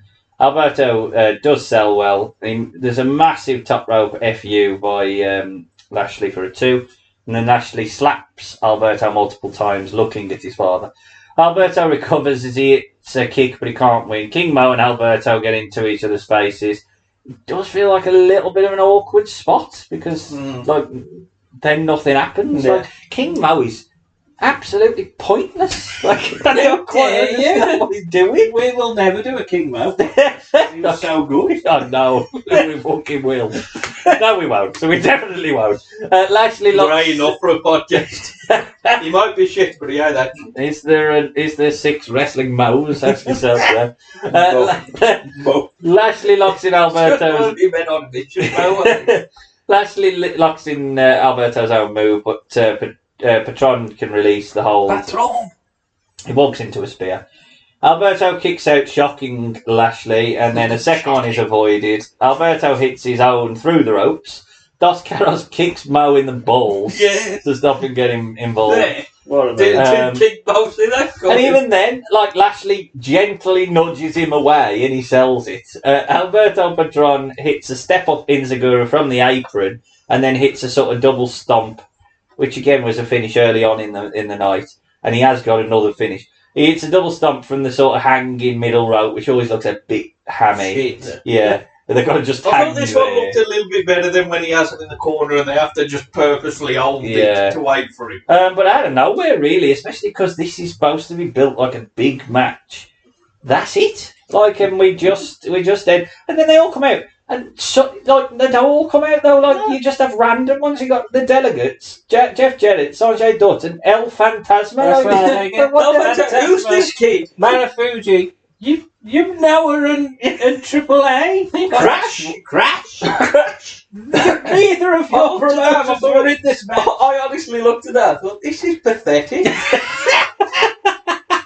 It wasn't the sting held up at 97 One of the Starcade. big things, everybody comes. I was expecting all the roster to come out and say, oh, well, no, you're champ now. And then it was like, even like Santos, when he come out, it's like, he come out, and I don't know if he should have come out, but he just thought, I'll go out there and clap. I'll go out there.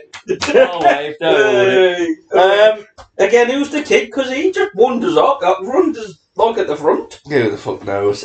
Is he Del Rio's kid? Because I know he's going to be ending up in the woods at one point. Thoughts on this Destiny, match, first of all, Jack? Oh, what a load of shit. It just doesn't feel like TNA is the It's joining two companies that one of them has never really existed. And then the champion of that other company is in TNA anyway, so there's no defined, WWE, WCW. It's just Impact v Impact for two belts. And then the Impact people, Bobby is Impact, but he still feels WWE. Del Rio is definitely WWE, so there's no Impact or TNA feel to the title match. Then the title match itself is okay, but the crowd are a bit flat. I think they're tired by this point.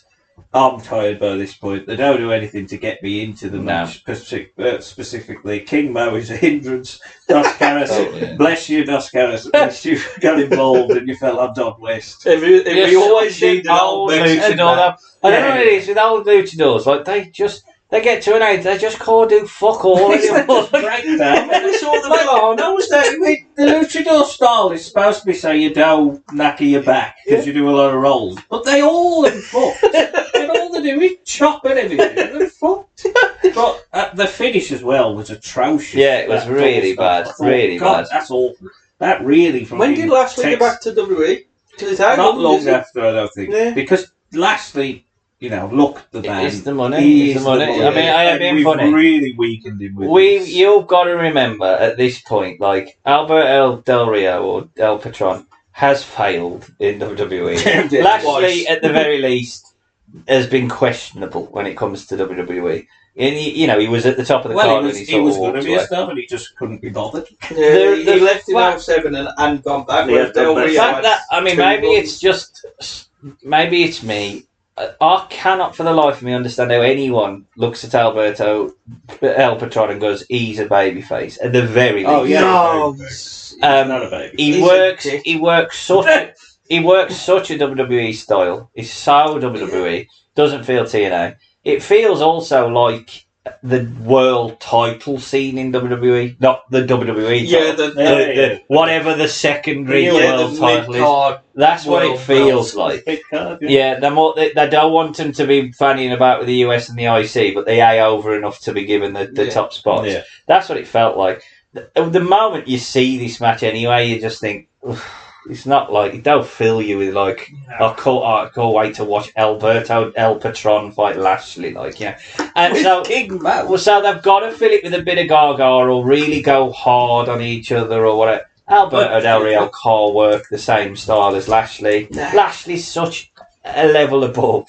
So I cannot for the life of me understand why them putting them. Well, I probably do because they'll probably see in 3 months left, and he's obviously off. Yeah. Whereas Alberto Del Rio ain't going back to that place. So I think he's off anyway. I think he was going to re-sign Lashley, but it was because the money had dropped so much over this time. He's he just went left. I mean, for me, he debuted like 2018. Was it just after the Rumble or just before? After Mania. After Mania. I'd struggle to tell you anything that they did in the match where I thought that was really good to do. They did everything by the numbers, and the bits that they got wrong were so obviously on that finish. You wouldn't meant more. You don't want to tap him out. You don't want to tap Lashley out ideally, but if they, I mean, obviously he still had a bit more of his run, so it does make sense not to tap. But there's enough gaga around ringside that he can hit a surprise move and beat Lashley or something, And the double stomp has just been used 2 matches before. That's a big problem with him. Like, his move is the arm breaker, but he ain't really got an impact move that can beat a bloke like Lashley. So he has to just do a little kick. Yeah. So you've got to either sacrifice your heel, and you've got to work the arm all match. If you're going to do it. I was really disappointed with this match. There was nothing special. It was a WWE match in a TNA ring. Yeah, that's basically what it is. Sam summed it up perfectly with that the ending of the people coming out going, "It's this seat." This is what it is. Yeah, because even then it had like everybody. WWE would have had everyone. We had 10 people. And now 7 of them have got no affiliation. And again, it's pathetic. It's pathetic. And I love the fact that it's sad. Fucking Alberto just gives the belt to Dos Caras. This isn't a legend of Impact. Yeah, they try and put over that. Like, I mean, I wouldn't say that. Unless you know the name. You know the name, but even then you've got to be a wrestling fan. That's why you wanted you to mill. He'd go, come on now. Yeah, I mean, for me... I want this. You got on the rope. For me, they left a lot. They lost a lot of this. Overall, the show... I mean, the ain't particularly... it ain't particularly bad in ring. It's quite good in ring. But it's so TNA with the way that they fuck up a lot of the finishes and leave a lot of characters coming out worse. Yeah. But there is some highlights that you have to watch it for. It's beautiful for me that TNA, we haven't watched as of yet, and we might pick it back up, a lot of TNA at this era. We tend to always watch them at the early parts or when, like, Hogan's running. Oh, no, it is. So, you could listen to every one of our archives on TNA when we've done any pay-per-view, and every single one is exactly the same. We always say, there were some good parts in the ring, but then they fucked it up. When it comes to a finish, the core just have a pin. I think there's just a phrase for the whole company. The one match. Good intentions, but don't forget with TNA. I think that's it. They've got good intentions, but they're going to fuck it up, so expect it to do it. The one match where they could have done with a bit of TNA-ish was the last match. Yeah. They just went for really that went WWE, not TNA. It's just bad. It was, overall, I thought I err on the side that it was probably a slightly better show than worse. There was enough good to say it was probably one of them where they're high-fiving each other when they're coming out. But don't forget, they are TNA. Definitely a game of 2 all. And sadly, you're out of the playoffs.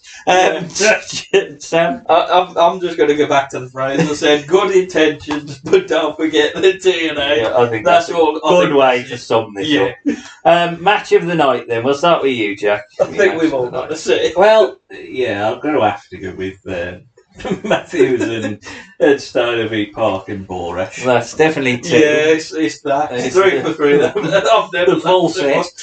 Worst match of the night? See, I think the Full Metal Mayhem is shit, but I'm going to go for the title match because it's the title match. It's the one that it's built around, and it felt like a bigger letdown. On that basis, I will go with the Full Metal Mayhem, but I agree with you. Those are the 2 for me. I'm going to go with the Full Metal Mayhem just because that was the one I hated the most. I zoned out completely, and I could tell the crowd. It's hard to follow. It is hard to follow. It's hard to know how you would have I was thinking this as well. 'Cause obviously we've got to rebook it later, and I'm assuming we've all kept that match. It is a really hard spot to follow that because it's so unique. Yeah. Like it ain't something you're used to. MVP. I mean, you're all going to go for people in that match, so I'll go for Don West. Yeah, I mean, deserves a mention. I have mentioned Don West. I liked Eli Drake, who I thought really worked hard to put over Williams. Yeah. But it is Joseph Park. I'm doing Steiner. He's got to be Steiner. Just because you don't expect it from him. No. Tapioca. Brilliant. LVP. I'm going to go with Bobby, actually. I'm going to go with Bobby, because I think he feels like money, and they've really made him just part of the pack. Yeah, I think predominantly it should be one of the two main eventers, but just because I know that ultimately Lashley recovers, Alberto probably doesn't. I'm going to say D'Angelo Williams, because ultimately he never recovers from that miss. That is him done, sadly. Yeah, but I mean, fucking Alberto Del Rio don't come out very strong, does he? I mean, they have a lot of. They come out with a lot of weak champs when you think about it. By the end of the year or something. It's all changed, but it's all the stuff with Paige as well. It starts coming into the Brian Cage, Sammy Callahan era after this. And now Callahan becomes a big part of the show. I'm going to go with Impact. Just because you put on this pay-per-view, you're saying we're merging with another company, and you become that other company. WWE didn't do Invasion and then become WCW. You know what I mean? You're having an invasion of a company that hasn't even had a show, really. It's just basically this person founded our company, now he found this other one, so we've got to back with him, and he's going to fuck off. When GFW invaded, it was like Eric Young and people that were doing it. Like, you are TNA. It's just like having a faction. That's all we are. It's not a company. So we have now reached the point where we take Slammiversary 15 and attempt to rebook it and do it differently. It is difficult because, by and large, I was fairly happy with the card. I even looked on SmackDown Hotel to get the roster and realised, well, that's it. Like, there are a lot. There's a couple of 3 or 4 that you could, and I had a look around then, looked at the next pay-per-views and stuff. There's a few that are under contract that you could use, but I don't really know where you fit them into storylines. So I've just done a card, by the way. Yes, Is that right? Yeah. Well, yeah. What else can you do? You ain't done the 3-week build. Segment to segment. Well, if you've just done a card, then Sam, we'll start with you for your because there is some logic. So the first done a whole page. And he's probably done that at work, I feel, as well. He's probably used company ink. No, I think he did this at that time. I thought, we've got to be doing this. In the I'll keep them just in case. 3 jobs in it. Got knocked all on it. So the first match, I did put it for the Grand Championship, would be Moose v Drake. Just have a one-on-one match, because I think that's the feud. And you could have Drake win by nefarious means. Again, the Grand Championship, I think you've hamstrung it with the rules. So maybe you could change it slightly. Maybe morph it into the... Just decent easy. No, but maybe make it like a TV title, like they did with the Legends, then Global, then King of the Mountain, then TV title. That whole belt is fucking... Well, a lot of the TNA belts are weird when you look at the history of them. I mean, by the end of it, I'm not sure they have a TNA World Champion. So you could do that and have Eli Drake. At least you got something for him and Moose. You can carry on and have Adonis interfere. The next match is Eddie Edwards v Davey Richards. Maybe just have a blow off. You can make it a stipulation if you want, but just have them on their own. Don't have the women involved. That just muddies the water. Next is the women's title match. I would keep Sienna and Rosemary. No fucking Chelsea Green bollocks. Just have a straight up match, and you can maybe have a cheat slightly or something just to win if you want a heel champ. So this would be a unification. I did try to do a unification with the tag belts, and then I realised I'd already done it. So I've just put LAX v Drago and Phantasma. Because I think when you've got that much, I mean, there ain't many one-on-ones. I mean, there's a lot of tag matches and a lot of multi-mans at the beginning. Yeah. So I thought, we'll make it just a tag match, and Drago and Phantasma look good. Yeah. So I thought, you could do that with LAX and build that in or something like that. Yep. Next one I would add Monsters Ball, which would be Congo Kong, so I want to get him on the show. I'm gonna like Congo. Congo Kong, you got to get him on. The Abyss, the Steiner. You've took the match out. I have took that match out.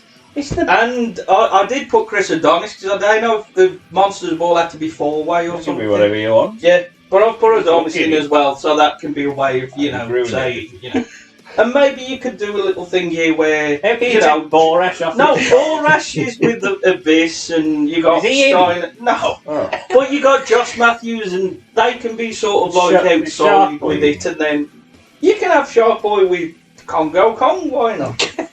What a team. Why not? Universe is this. Well, one of my boy tag teams was New Jack and Shark Boy. Yeah. What a team. But you could do something here with this. X Division, I've just kept Dutton low key because I don't know if there's anybody else around at this point. So, and I think this is where Dutt would win the belt, not low key, challenging for it. Because as much as obviously you've gone to India, I get it, but it's like, you could do something there. Surely India ain't gonna riot if Dutt don't win. You know what I mean? So I think they understand what wrestling is. Yeah. The next match is the world title, Lashley and Del Rio. It is what it is. I'm kind of thinking of Lashley. That's not the main event. No. Main event's a ladder match for My world. Jeff Jarrett v EC3. Because EC3, He's gone back. Dixie Carter. So obviously Impact, Jarrett saying, you got the Dixieland match. No, it's a ladder match. That was what a Dixieland match was. Well, it ain't But it was my on the world. It ain't my world. Dixieland match. That's where he won the belt. Amazing. But it's EC3, he's representing Impact and then obviously Jarrett said that I got kicked out of my own company, so I founded this, so I'm going It's to Bruce take it Pritchard over. only. Something, basically, it's whoever wins gets control of it, so that's when you can say, okay, now it's GFW, not Impact. So Jeff wins. And if Jeff would Oh, Jeff will be happy. Yeah. So it's, Jeff at least wins you can do the something like Slammiversary 2017. It's going to get to GFW, so have a reason for it. Don't just go with merging just have some reason. So at least then you can go, well, what are we going to become now? And GFW. So do something like that, at least. It's burn. I mean, for me, the show was pretty solid, so I wouldn't be really dropping a lot. The only thing I would do, I can't square it in my mind why they've gone. We are now one of the indies. We're going to pair up with three other promotions for one match. Like, I'd drop that. If you're going to do it as a whole show, then that's fair enough. And But one of them is Crash. Crash is probably an indie. I'm not saying you can't use that talent, because at this point they are just sort of doing those. Sign people to open contracts. Just don't mention that them fucking representing another company. So I'm going to open with Davey Richards versus Eddie Edwards, because I think it lacks a little bit of heat. It needs to probably just start the show. And I would have it like a bit of a blood feud. And just end it, really. Get Eddie Edwards over and finish Very it. fair. Obviously, I didn't know they'd done an I Quit, so that's what I would have gone with. It might not have been I Quit, but it was definitely a stick match. So ideally, ideally, it'd be something of that grandiose. It'll be last man standing, I Quit, that sort of stuff. I have put Moose and D'Angelo Williams versus Eli Drake and Chris Adonis. I think the key thing for me, especially with what I'm going to do in the main event... the table breaks. Yeah, we'll obviously make that. But I think I'd get to the point where Eli Drake and Chris Adonis split up, because I think you're quite heavy with heels, especially where I'll go with the main event. Yeah. I can't see, other than Moose, I can't see any obvious number one contender babyface. So I think I'd probably put Eli Drake in the face role. I think. Crowd will like him. Yeah, I think he's more likely, so I think I'd go with that.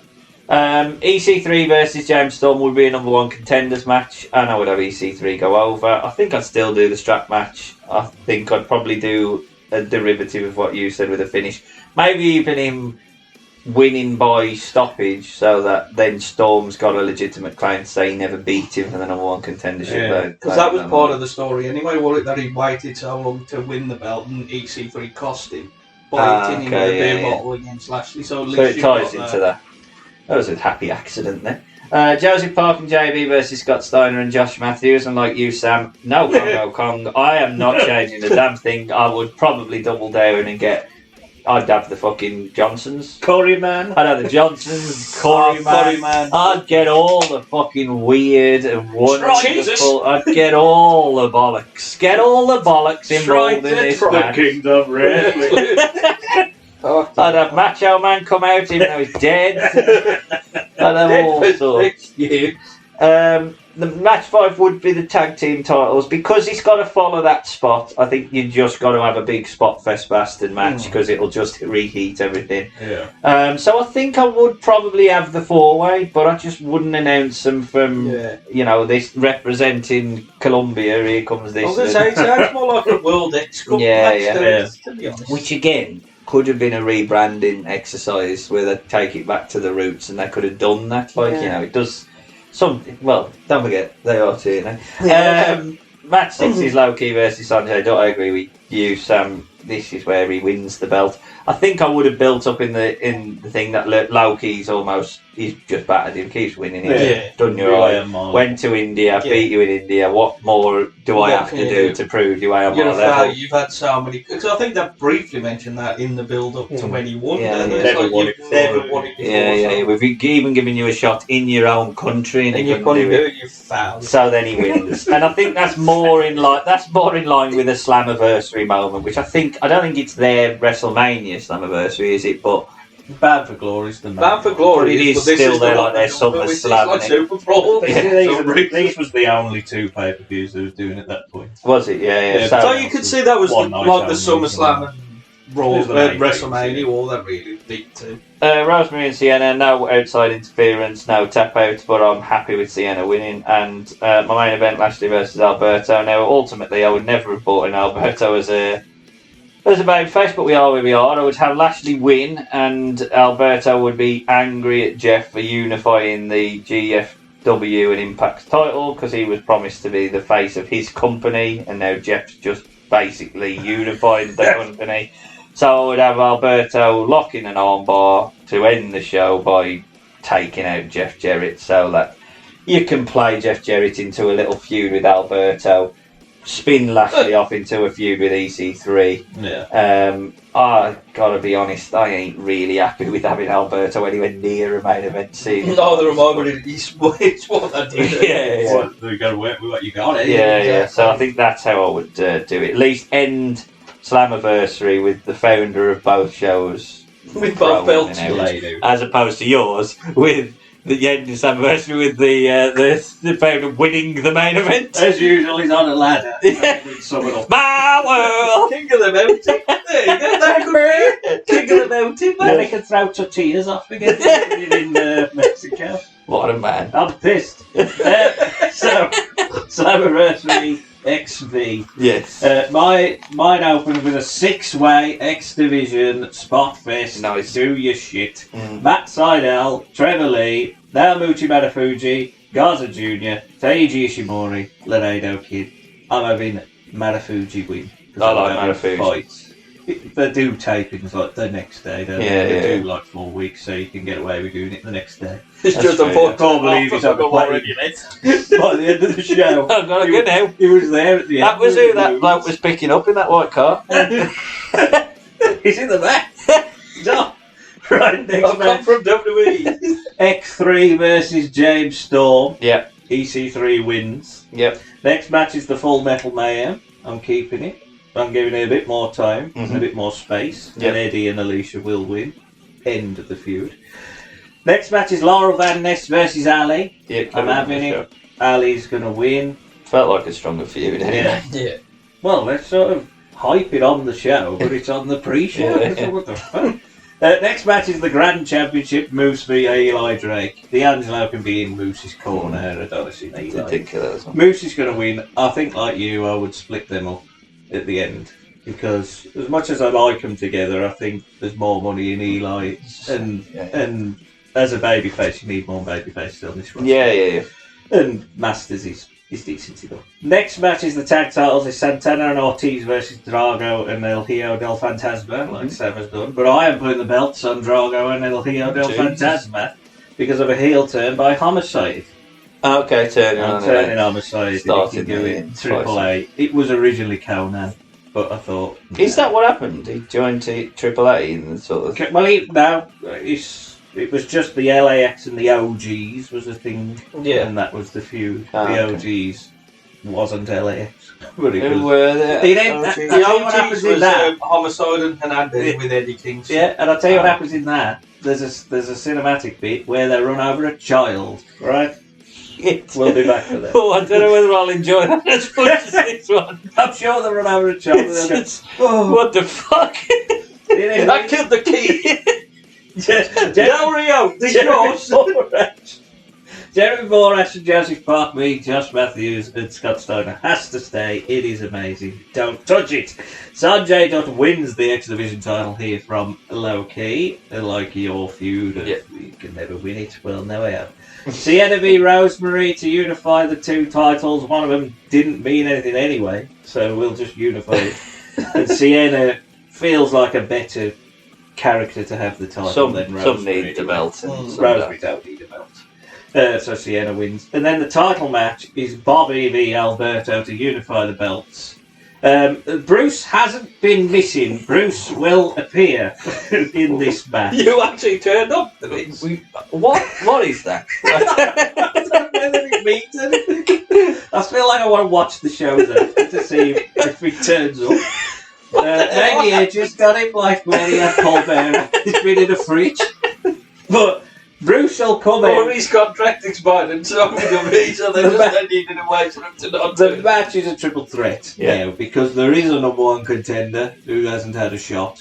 Is it Bruce? And the man is EC3. Okay. He won the number one contendership. He never really lost it. So EC3 is added to the match. And lo and behold, of course, EC3 will win the belt, which I think can slowly turn Del Rio heel because he's been robbed of it. Yeah. EC3 would pin Del Rio. I don't want Lashley taking a pin because Lashley is very good. I would probably turn Lashley babyface off it and Alberto heel because we need to get them on the right sides. Yeah, I agree. And EC3 is a very good champion. Put the belt on him.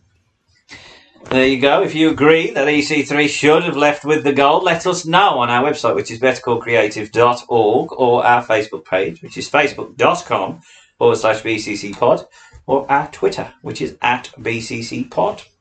We round out the episode, as we always do, with a fantasy card. And as this show featured some of the most pointless unification title matches you have ever seen in your life, we have challenged each other to do a fantasy card of 6 matches featuring pointless titles or pointless unification matches.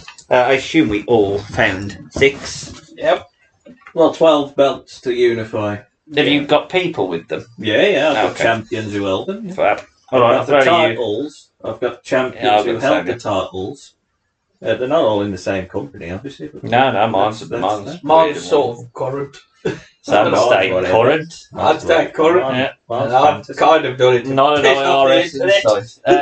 So I'll start with you then, Jack, for you. Well, the first one is the never open weight 6-man tag team titles. Yeah. From New Japan, close. which is Omega and the Bucks. Oh. Versus the ROH 6-man tag titles, because the AEW trio titles exist. So what's the point in having them at all? Hey, they merged them anyway. No, they're still separate, but But they are they've together. got both. They've got 3 sets of belts. Everyone has got 3 belts, which is Bully Club Gold. Yeah. I don't give a shit who wins. Omega and the Bucks. I don't think anyone does. My opener then will be the NXT Cruiserweight title, which is Drew Gulak. Oh, you can't use it. Justice for Drew. Justice for Drew versus the FW Next Gen Oh, Next Gen the Next Gen. Championship, which is PJ Black, Yeah. and I'm going to put Okay, over. Justin Gabriel. I'm going to put The over. Wolfman. I'm going to put over Justice for Drew. PJ Gabriel. Right, PJ my Black. current one is, I think it's Shingo Takagi, the never openweight champion, versus the most pointless belt in wrestling, the FTW champion, Chris Jericho. Yes. Because it's a non-sanctioned belt. Why is it being defended? Why is it sanctioned then? Why is Taz bothered about having his belt defended? If you It's like the was bothered Smoking about having Skull your belt being its own belt. Yeah, if you was bothered about your belt, keep it. Keep It's yours. You get it your son, fair enough. Why after that is everybody else then? It's stupid. And I'll put over Shingo because I think Jericho needs to. You can't put over Jericho anymore. He's Not now, he's no. Not, he's not a babyface anymore. Not in with the crowd. Yeah. So my next match will be the AEW FTW title. Yep. Not the ECW one, which will be Brian Cage. Versus the WCW Western States Heritage title, which is Larry Zbyszko. Yeah. who is Well, they're on from here the with Western two champs, States. him and Wyndham. Yeah, I think that was it, Warwick, because we did it on the Bunkhouse Stampede. But he weren't from the Western States, from Minneapolis. He was I think in he's New just- York, where they defended it. But I think it's just because they're bought mid-south Yeah, or it was something. one They're of just them. saying, give him Well, a And I'm going to put over Larry. Why not? Well, I'll get my Who to Larry FTW because I knew it was all going to feature FTW, so I'll get mine out of the way. It's the AEW FTW title holder, Chris Jericho, defending and unifying against the WWF Mixed Martial Arts Champion, and that is Anthony. The only champion. 4,000 chocolate days as champion. counting. And of course, I'm going to put over Inoki. Sod you, Now Jericho. current in Yeah. Even though he's dead, he's good over. Right, my next one is the TBS champion, Willow, because it seems a bit pointless, versus the ROH women's champion, Athena, because ROH is pretty pointless at this point. Yeah. I did know, yeah. Yeah, and I'll point over Athena. I knew you'd put over Athena. Let's face it. WWF or WWF Martial Arts Champion Antonio Inoki versus the WWE 24/7 title. Oh. I'll tell you what, it was going to be R-Truth. Yeah. What was you going to say? Well, it was a shit Marshmallow, ton. I'm going to have everyone who ever fought who held it against Inoki. Lining them up. They all come out. He did wear. When he did the have chop. you seen that thing? Where are you going to chop them? Slap Yeah. them? Oh, he slaps everybody. Brilliant. Inoki wins, obviously. So he slaps the Gronk. he definitely slaps the Gronk. He slaps the Marshmallow. marshmallow. He slaps delicate Ted DiBiase. In a limo. So we ain't going to see it. When he slaps Pat, the lights go out, and when they come back on, Pat's on the floor already. What about the women? Does he slap the They ain't women? bothered. Inoki. Give a shit. Well, speaking of women, my next match is the WWE Divas title, Kelly versus the WCW Women's Championship, which was a thing, unbelievably, Not which is Akira Hokuto, and I'm going to obviously put over Akira Hokuto. It's funny that Medusa went to WCW for more women's wrestling and a women's belt, and I never won it. Won the cruiserweight. What the cruiserweight belt, like? Bad. Very strange. My next one, I've lost where I am. Oh, it's the WWE Speed Championship. Because that is pointless. You know that. Which is Ricochet versus the TNA X Division Champion, Mustafa Ali. Or the X division. You got rid of the X. Oh, you're keeping the X. I'll division, keep the that's X you Division. You get rid of the Speed title. Not a pointless belt. Look, I had to find another belt similar to Speed.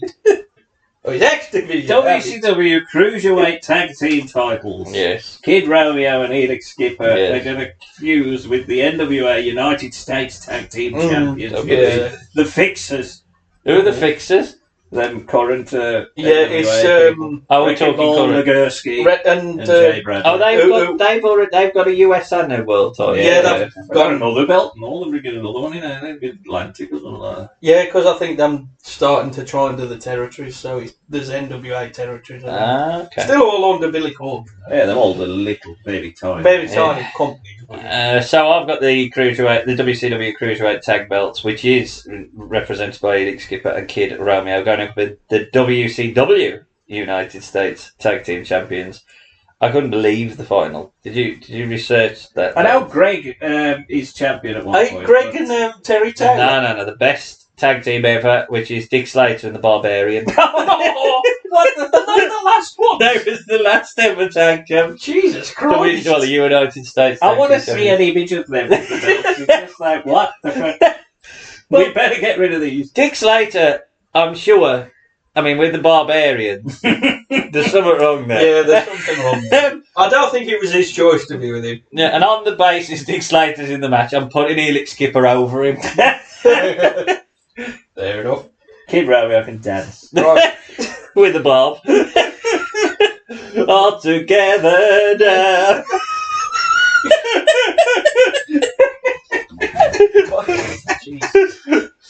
My next match is the NWA TV/women's TV champion, Maxine Taylor. Because there's just before that TV title in, they have a belt for ages. Yeah. Then it finally had the belt, and then it just merged it with the men's because it's non-binary, so it's about versus the ROH TV champ, and I've just put Fletcher for I can't remember his fucking name. Fletcher from Liar. Kyle Fletcher. Fletcher. Yeah. Now I'm going to put Max. Not Carl Fletcher from Dream Team. No, He's on a peg. he's on a blue dead.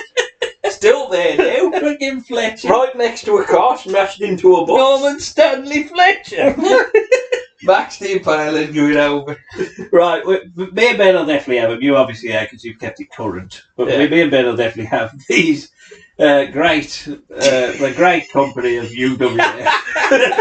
Get him in. So, Israeli World Championship. And every belt's got one champ.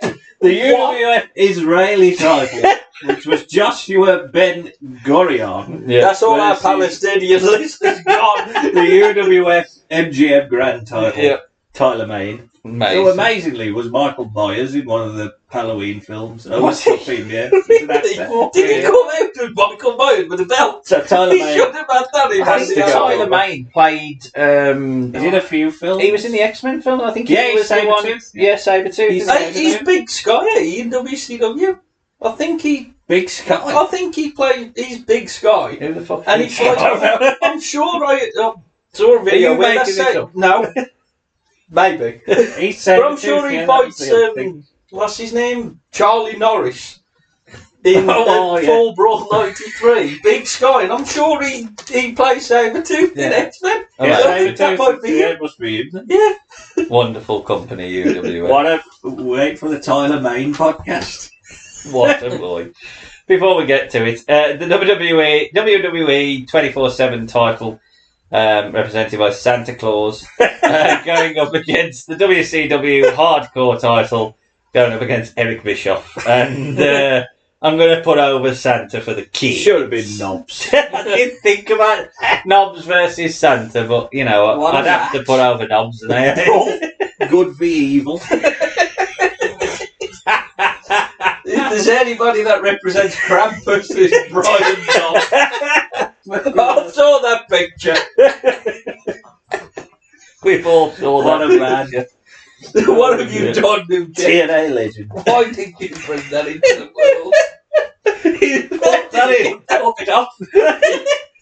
That was the ultimate heel move. I have to go now. My planet The last thing was to job out the rest of us. It's like that bit of The Simpsons where you go, you didn't do anything, didn't I? And then he didn't see it. And then everybody saw the picture. Well, you bastard, Oh, what a man. What a man. What a boy. I've seen it to Fucking the yeah. I've seen it to the abyss. Oh dear. It's Brian Hobbs' arsehole. Right, where am I? Right, okay, this is the World and WWE Tag Champs. Because I still think they should be unified. Yes. Yeah. So just fucking unify them. Is it A-Town Down Under the Biz and R-Truth? Still, yeah.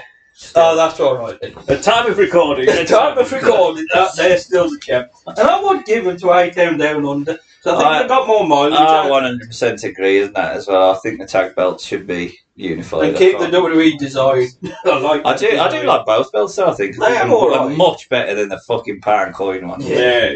It's very WWE 2000 2002 to 2004 with the world and WWE stuff. That's exactly what I'm trying to get back to. Yeah. Main event time, Jack. The main match, Impact Global title, of course, Moose versus the AEW Continental title. Tell me why that exists, because I can't tell you. The only stipulation is you can't have a manager. I was going to say, that's the stip. Continental Eyes, that's the best chance they've got to justify why you have loads of different wrestlers from all around the world. And they don't do that. No. Like, it's so stupid. And you've got an international title. Yeah. Eventually, it will become an intercontinental title. Well, it's a Carter anyway, and I'm going over Moose. Good. Fuck you, Okada. No, I like a Carter. Fuck you, Going over Moose. Main event time. It is the TNA Legends title. With Mick Foley dressed in his leopard print. Yeah. Going up against Giving It Love. That'll be a fun. The UWF Sports Channel television title match. Title. It is Sunny Beach, looking like Inframalum Pace, and it's I'm going to put over Mick Foley. Sports Channel. Jesus. Right, my next one. Initially, it was a one-on-one, but I think I can make it a triple threat to merge 3 belts. Eddie Kingston will love this. It's the As long as he wins. AEW. Not in it. It is AEW Swerve because he don't really mean anything. Plus the New Japan belt, which is John Moxley, which don't mean anything. Plus the ROH belt, which don't mean anything. Which who's the champ? Don't go remember. In ROH? Yeah. Mark Briscoe. Well, there you go. And I'll put over Mark Briscoe. Why not? There you He go. hates AEW, doesn't he? He He's got does. everything in AEW. No, I can don't. tell you now. No. And clowns it. No. Sam would have merged it with There's JG, FW. three things Kept right G- about AEW. Tony Khan, Young Bucks, and the fans. I thought you were going to say 3 things: A, E, and W. But if you hate AEW and want to merge it and close everything down and burn the belts, let us know on our website, which is They bettercallcreative.org. heard the bloke who was on the pre-show of Impact, for God's sake. They That ain't elite. They got a point there. That's the first comment. On our website, which is, on our Facebook page, which is facebook.com/BCCpod, or our Twitter, which is @BCCpod. So, we will be back to round out the month of June by checking out Bill Goldberg versus The Undertaker and everything else that happened on Super Showdown to embarrass us all. Are you looking forward to far too long of a wrestling card? I don't know what else happens on the show. Is that the tag tournament one? Because they always did this Possibly. tournament thing. Yeah, they either did a big battle Gallows royal and or a tournament. Oh yeah, it might be the Mansoor battle royal. I think it is the Mansell 51, where 51, they have Yeah, to they wanted break the the biggest record battle royal down. 50 man. They I ended think up it might screwing be that that one up. actually. Yeah. I could watch that thing now without WrestleMe because they put the EastEnders theme on for the match. Have you saw that No. video? You will have to watch it in a bit.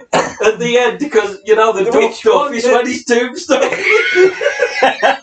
I think I've seen that. Yeah, it's funny. Every time I see it, it makes me laugh. Fair play, Red. And at the end, when he goes out with the floaty thing, he's taking Sitting up. pissed off face. Well done, WrestleMe. But yes, we will be reviewing all the fun of that main event Oh, and plenty more. And we will be back with a Wrestle Cup as we decide what ruthless aggression gimmick is deserving of taking the Wrestle Cup. There's a few in there. Anyone want to throw out a man that or a gimmick that might appear? Kazani, I think. He might have trumped everything. Mordecai, maybe? Well, He was alright. We will be back to check out which 16 men. I like peas. I've had peas before. Have you had mushy peas? Have you seen that? No, I saw that. Fucking wonderful. I was telling Jack about this. I'll tell you off air. We're already on 2.5 hours. Goodbye, folks. See you again soon. Bye.